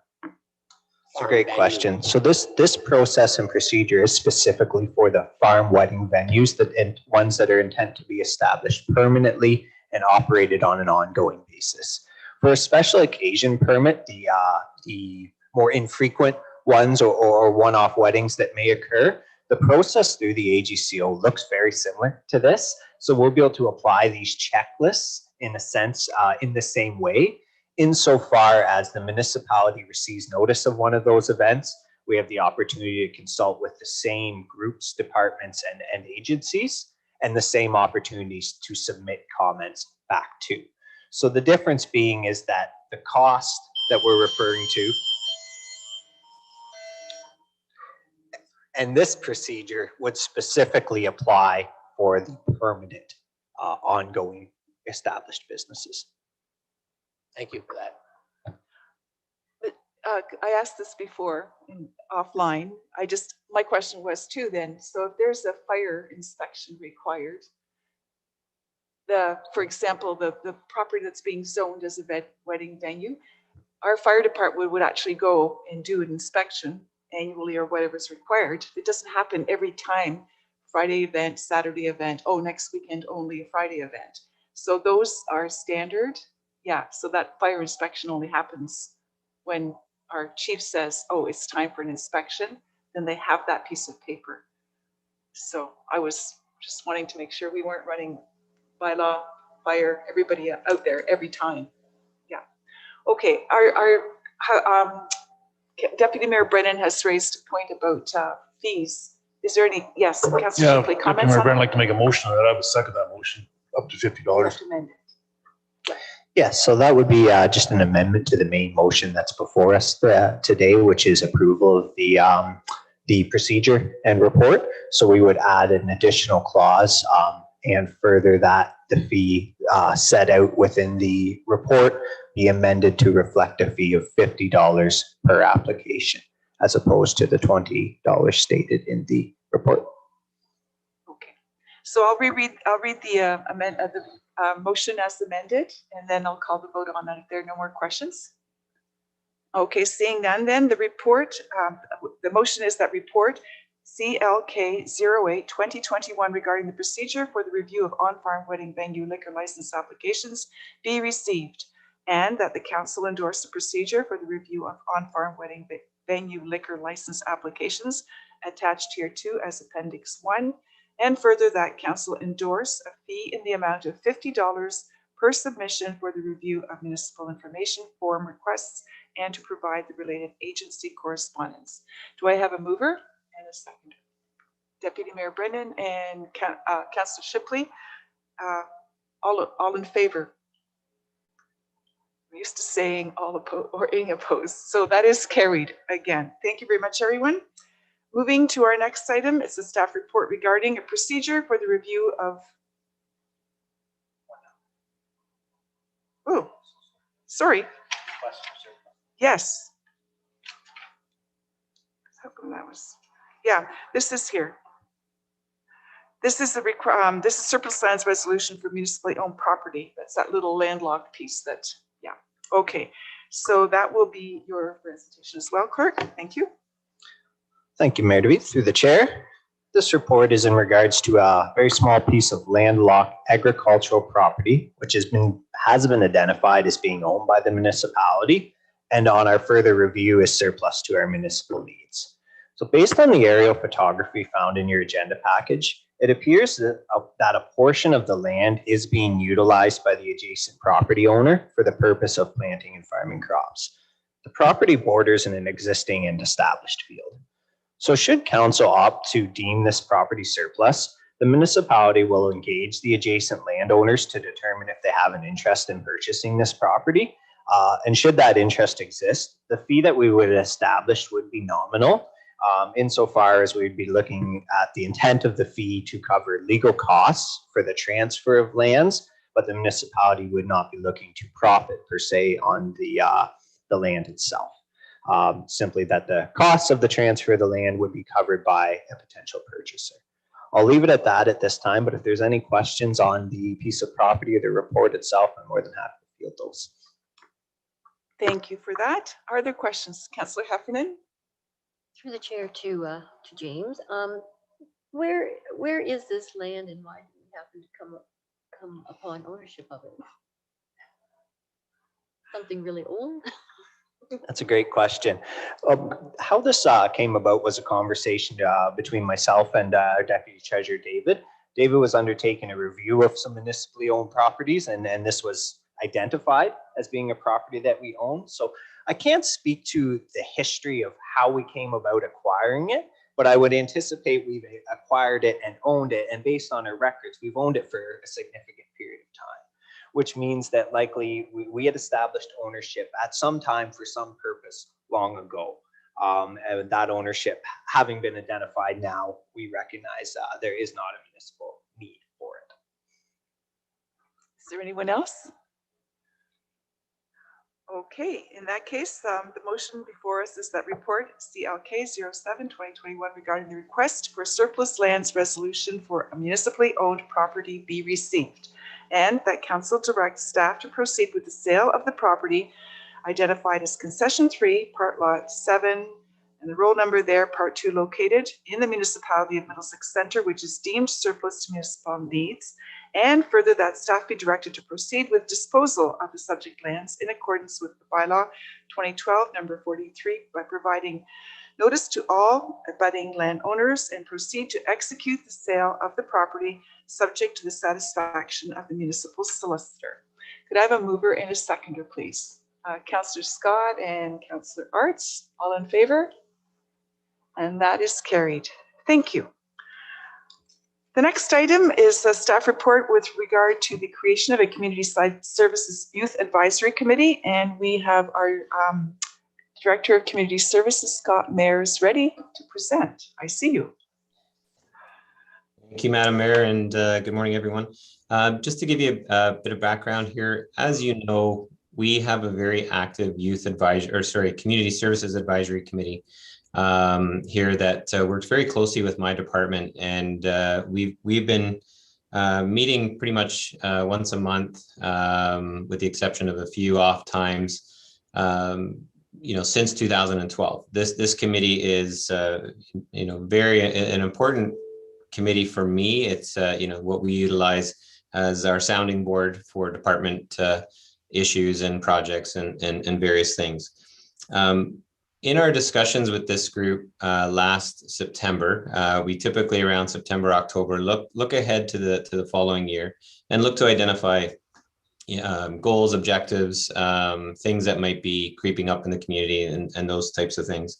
And we had a very lengthy discussion on youth in general. And I think what highlighted it for us was certainly the COVID and some of the restrictions that are put in and really the effect it's had on youth in our community during this time.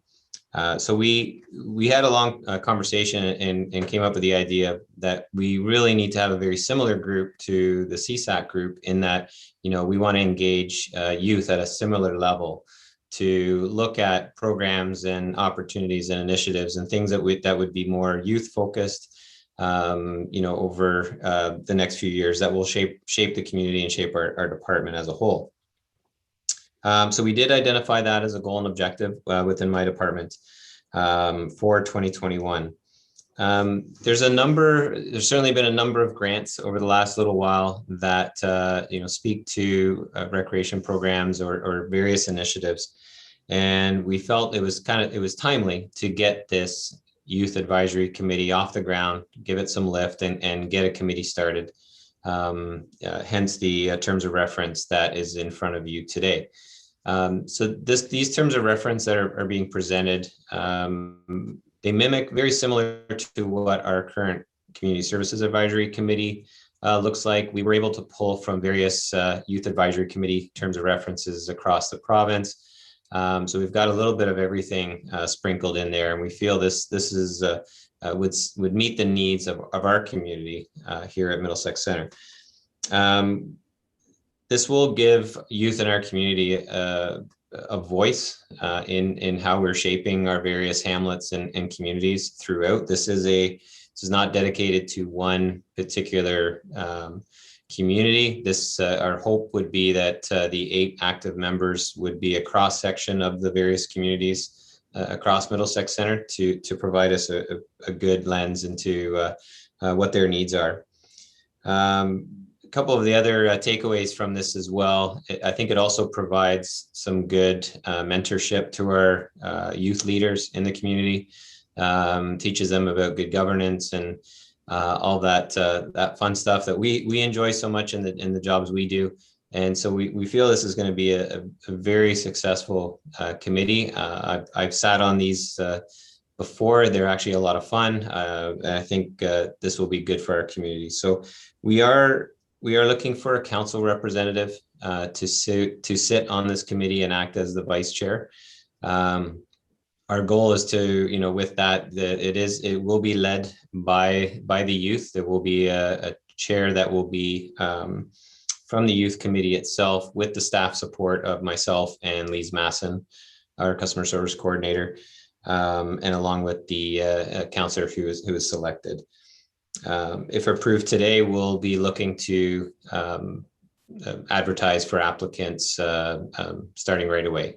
So happy to answer any questions. That's just a really high level presentation there for you.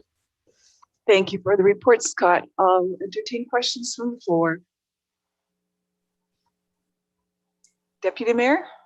No question, Madam Mayor. Just I think this is well aimed at our youth to get them involved and find out what we can do in the municipality to keep them involved and keep more kids involved, and perhaps lessen the amount of problems we have in the parks and that by getting the youth involved. So I think it's a great initiative, and I'm glad to see it going forward.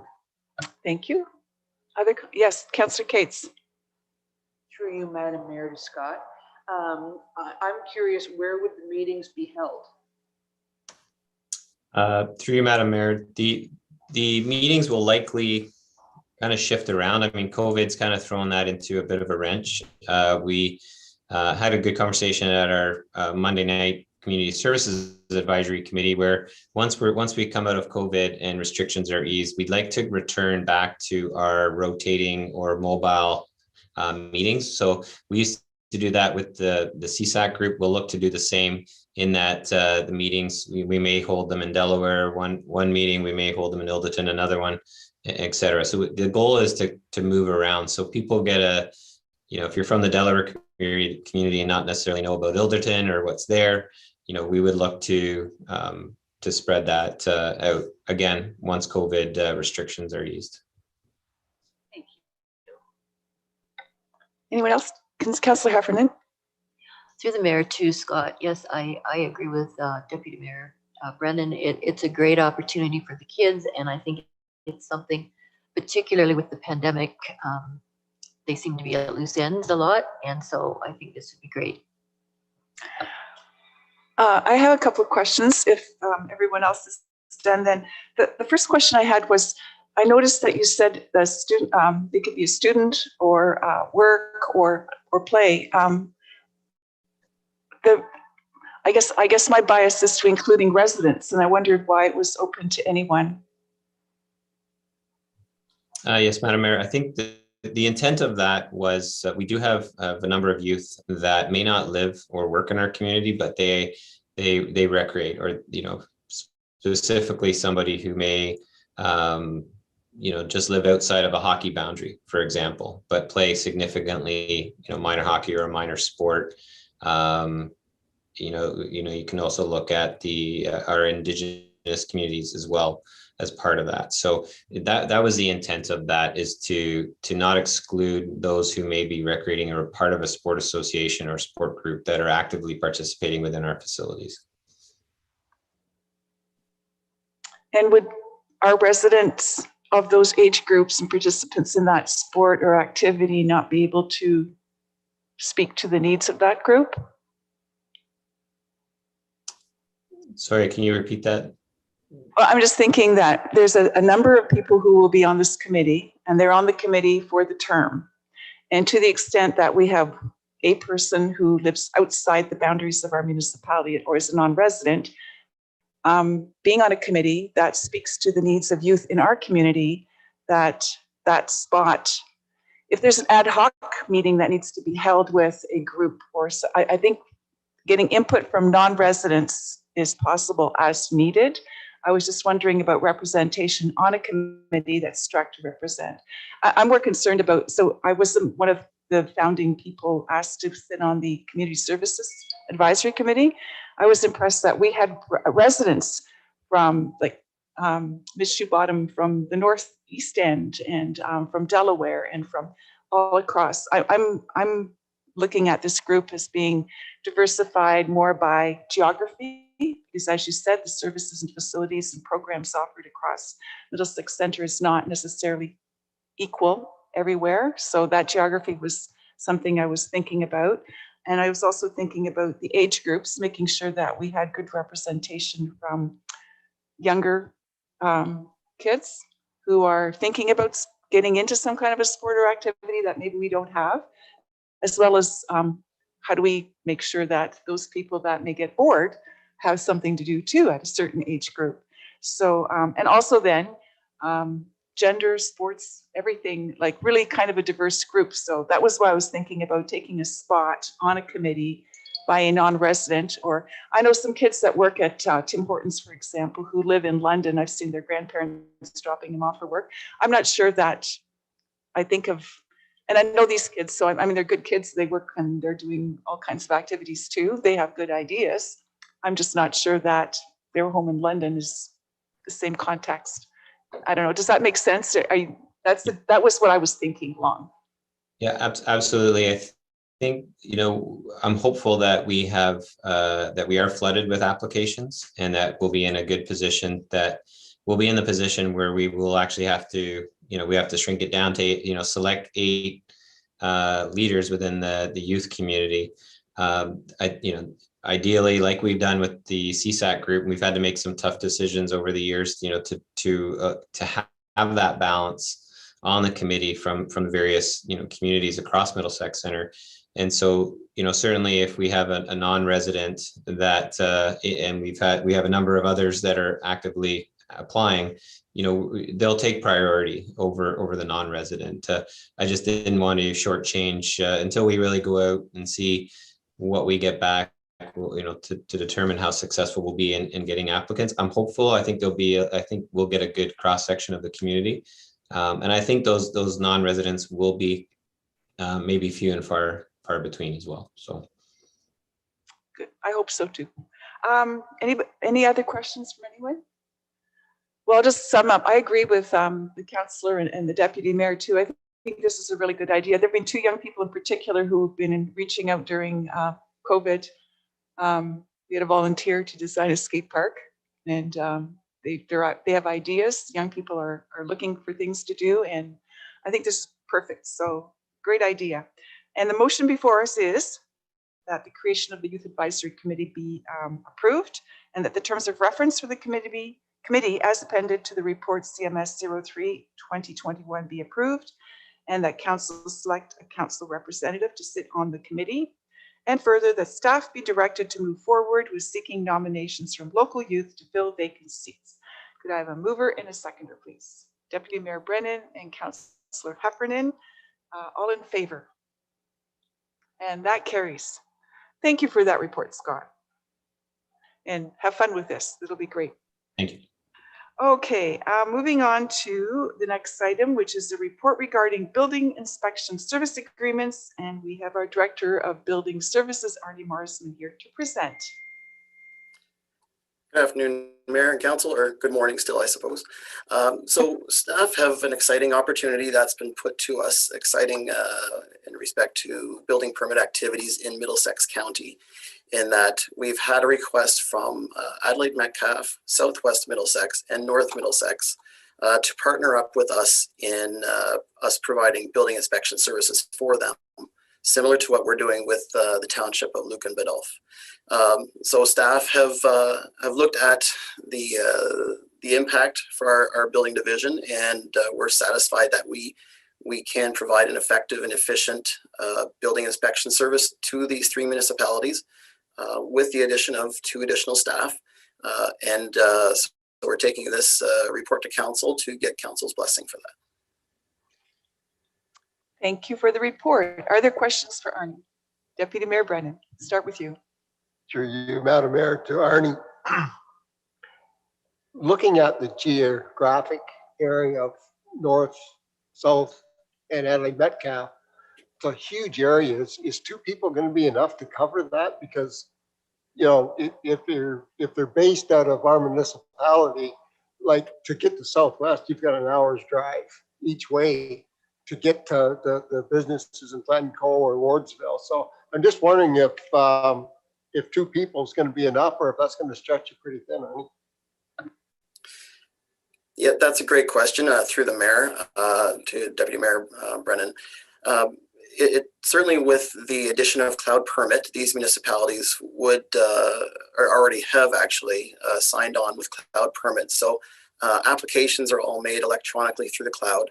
So there would be no need for us to travel to these areas unless we're doing an inspection. So a lot of time spent is saved already right there. That it's an inspection travel. It's not a travel or a drive to the office to pick up paper applications. Certainly, we agree. It is a significant geographical area. Currently, we're lucky that we do have staff that live in the county, and we certainly would look at efficient ways of providing this service. Potentially, those staff doing inspections directly from their home in the morning, driving west instead of east or north, and I think we do head up to Lucan. We head up to Lucan practically daily, and up to Clandeboye and north in Biddulph Township. So it is an immediate adjacent neighbor, and based on the activity that they have there, we're confident that two staff would be able to do this. Okay, other questions? Well, I just want to comment. I think this is commendable that you're leveraging your experience, our years of experience with Lucan Biddulph and all the learnings from COVID and working remotely and taking on cloud permit as an enabling tool and a cost-effective enabling tool. So I'm really impressed with all the work that's gone into this, and I think it'll work well for our neighbors as well. So congratulations to the department for figuring all of this out. Thanks for the report, Arnie. Our motion before us is that the report BLD 01-2021 regarding building inspection service agreements with the municipalities of Adelaide Metcalf, North Middlesex, and Southwest, Middlesex be received, and that council approve the service agreements for the provision of building inspection services with those same municipalities, and further that staff be directed to prepare bylaws to authorize approval agreements and append to report BLD 01-2021. Could I have a mover, please, and a seconder? Councillor Heffernan, Councillor Shipley, all in favor? And that is carried. Thank you very much. Today in correspondence, we have 6 items. Is there anything anyone wants to draw attention to or comment on? Seeing no comments or questions, then the motion before us is that correspondence items listed on the February 3rd, that'd be the March, or today's council agenda, be received for information. Do I have a mover and a seconder? Councillor Scott and Deputy Mayor Brennan. All in favor? And that is carried. Well, I'll turn to the Deputy Mayor then. We're giggling. There's a lot of content here. He's going to give us our County Council update now from yesterday's meeting. Yeah, we started off yesterday's meeting at 10 o'clock, excuse me, with a budget meeting to take a look at the budget for the county. Mayor DeVete was part of the budget committee, and they met for approximately 4 days going over budget stuff. Bottom line right off the start is that we're looking at about a 1.7% increase for the county. We are probably going to realize a growth from the county of $577,000 over from last year. So that is helping to keep the budget down. They feel that the recovery funding for COVID for 2021 will be in the $760,000 range for the county from the upper tier municipalities. Administration had about a $97,000 surplus at the end of last year.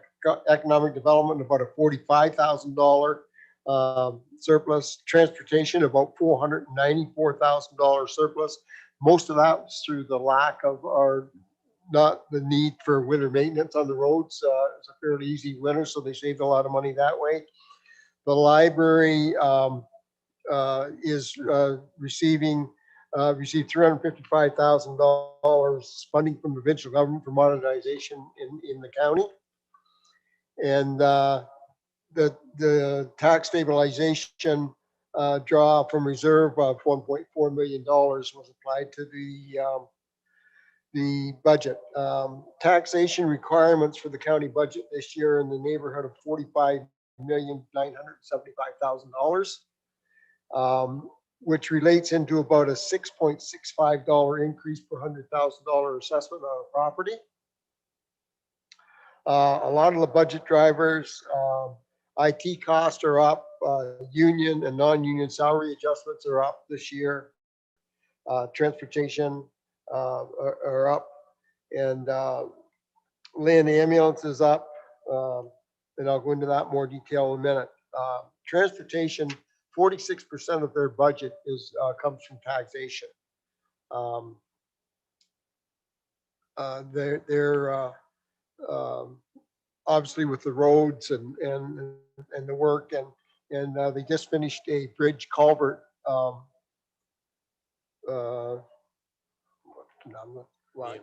review, and it's saying that they need to look at putting $45 million over the next 10 years into bridges and culverts. So with that being said, they're looking at putting $4.5 million into reserves this year to start building funds for all these replacements.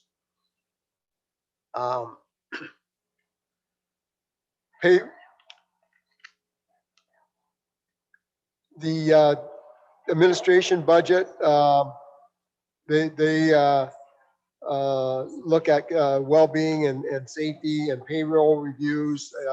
Their budget is up about 2.9%. Net taxes for community or for administration budget is about 3.3 million. Woodlots is up about 3.1%. Net taxes for that department are 1.27 million.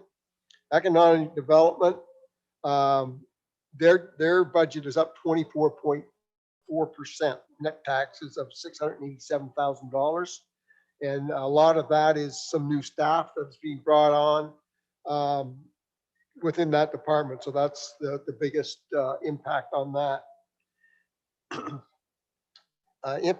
Information technology is the county, and 8 lower tier municipalities are involved in the technology end of it.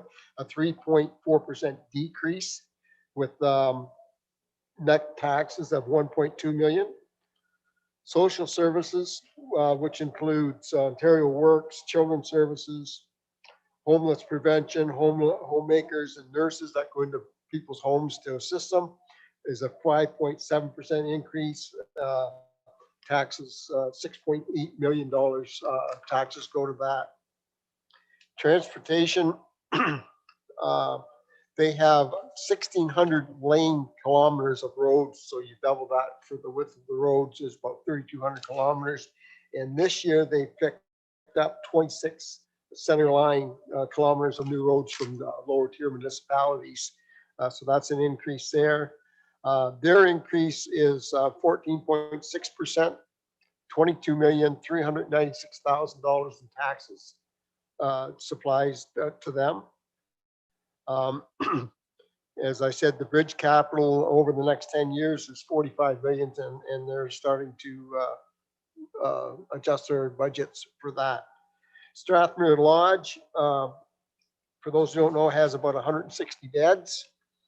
Their increase is 1%, and there's $2,688,000 of tax dollars go to Strathmere Lodge. The EMS, they have 330 full-time staff. They they responded to about 90,000 calls last year. Increase of 13.6%, $4,184,000 from taxes. That includes, once the budget is passed, there will be 3 new 12-hour ambulances put into service. And as I say, as soon as the budget's passed, that will be happening. Library, we have 15 branches throughout the county. It's a 4.9% decrease, $4,331,000 in taxes for the library system. The health unit is what is it?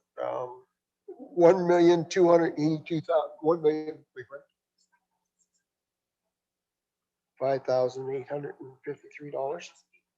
Yeah, increase in their budget, $1,282,000 tax dollars. The rest comes from the provincial government.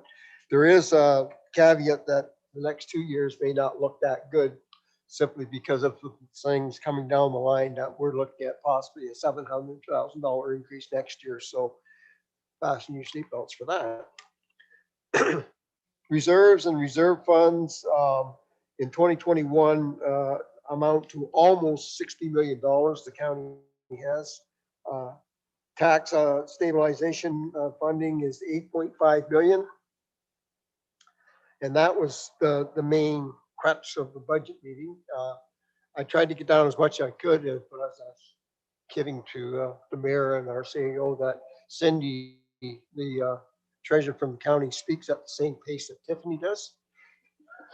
So it's difficult to get everything written down. But that's the gist of it anyways.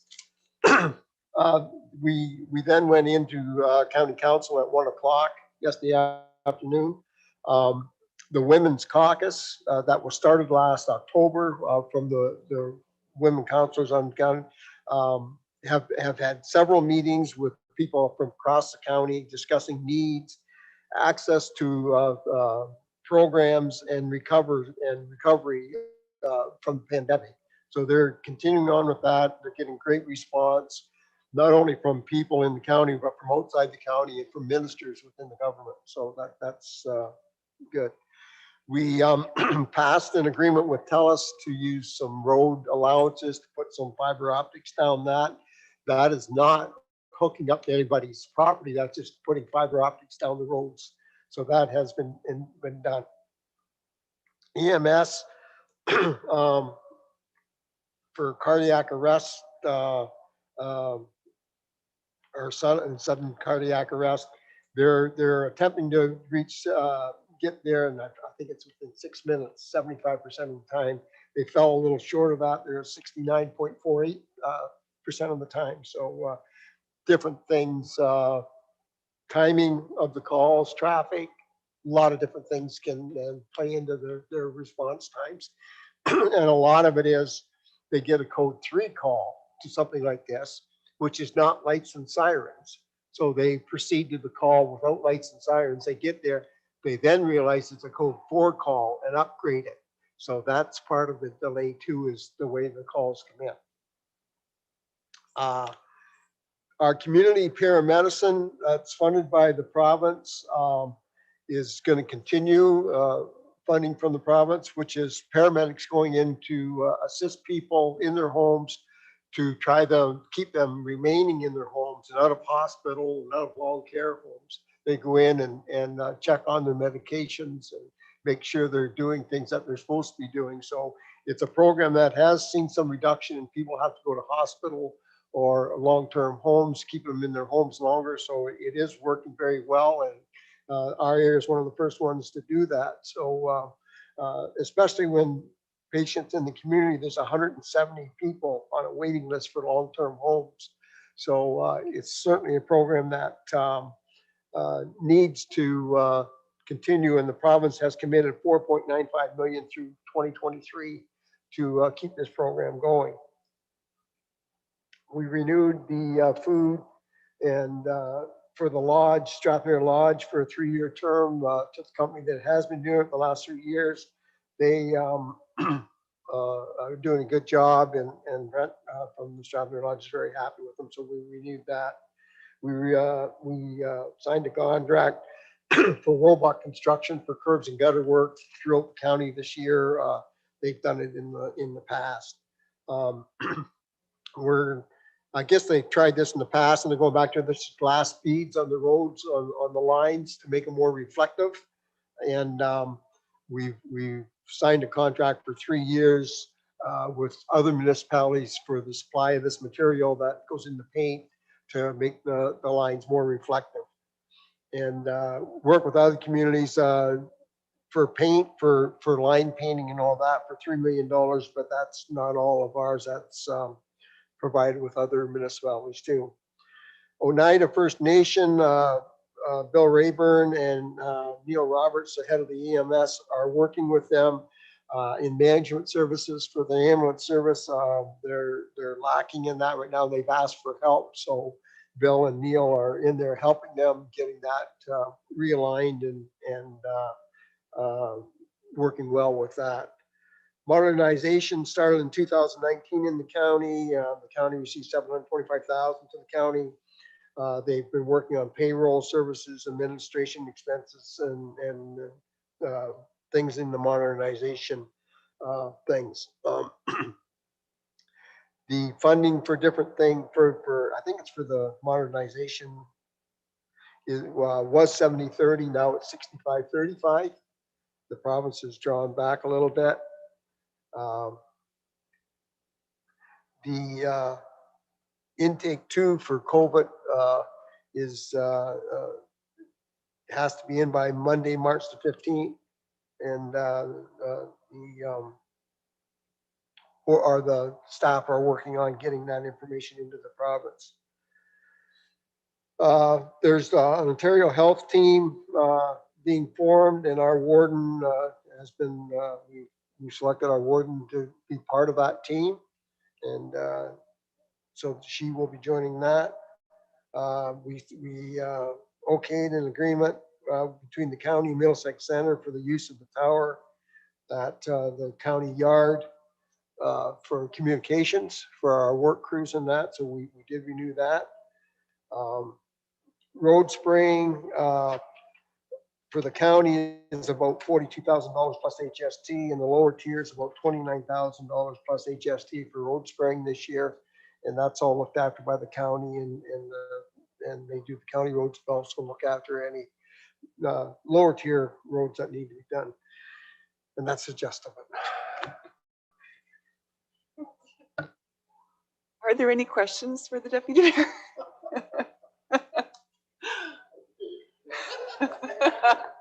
Yeah. Through the mayor to John, just wondering, is there any more talk about how that offload nurse, the ER nurse is working? Is there any We information didn't on hear that? anything about that yesterday. The problem with the offload nurses, a lot of times they're there and they're doing, an assessment of the patient as they come in. But a lot of time they get called out into the emergency ward or some other place in the hospital. So they're not there as much as perhaps we would hope they would be. But there was nothing mentioned more about that yesterday. It's more about the paramedicine that the paramedics are going into homes and assisting people in an effort to try to keep them out of the hospitals, out of the emergency wards along that line. Thank you. Okay, well, that brings us to our closed session. The next portion of the meeting will be in camera. So we need a motion that council for the municipality of Middlesex Center adjourn to closed session at, shoot, 1:47? Thank you. Pursuant to section 239(2) of Municipal Act 2001 as amended, to discuss the following matters. Section 239(2)K, a position, plan, procedure, criteria, or instruction to be applied to any regulations carried on or to be carried on by or on behalf of municipality or local board. Sorry about that. So if I could have a mover and a seconder for that. Councillor Arts and Councillor Heffernan, all in favor? And we'll be in closed now then. Just have to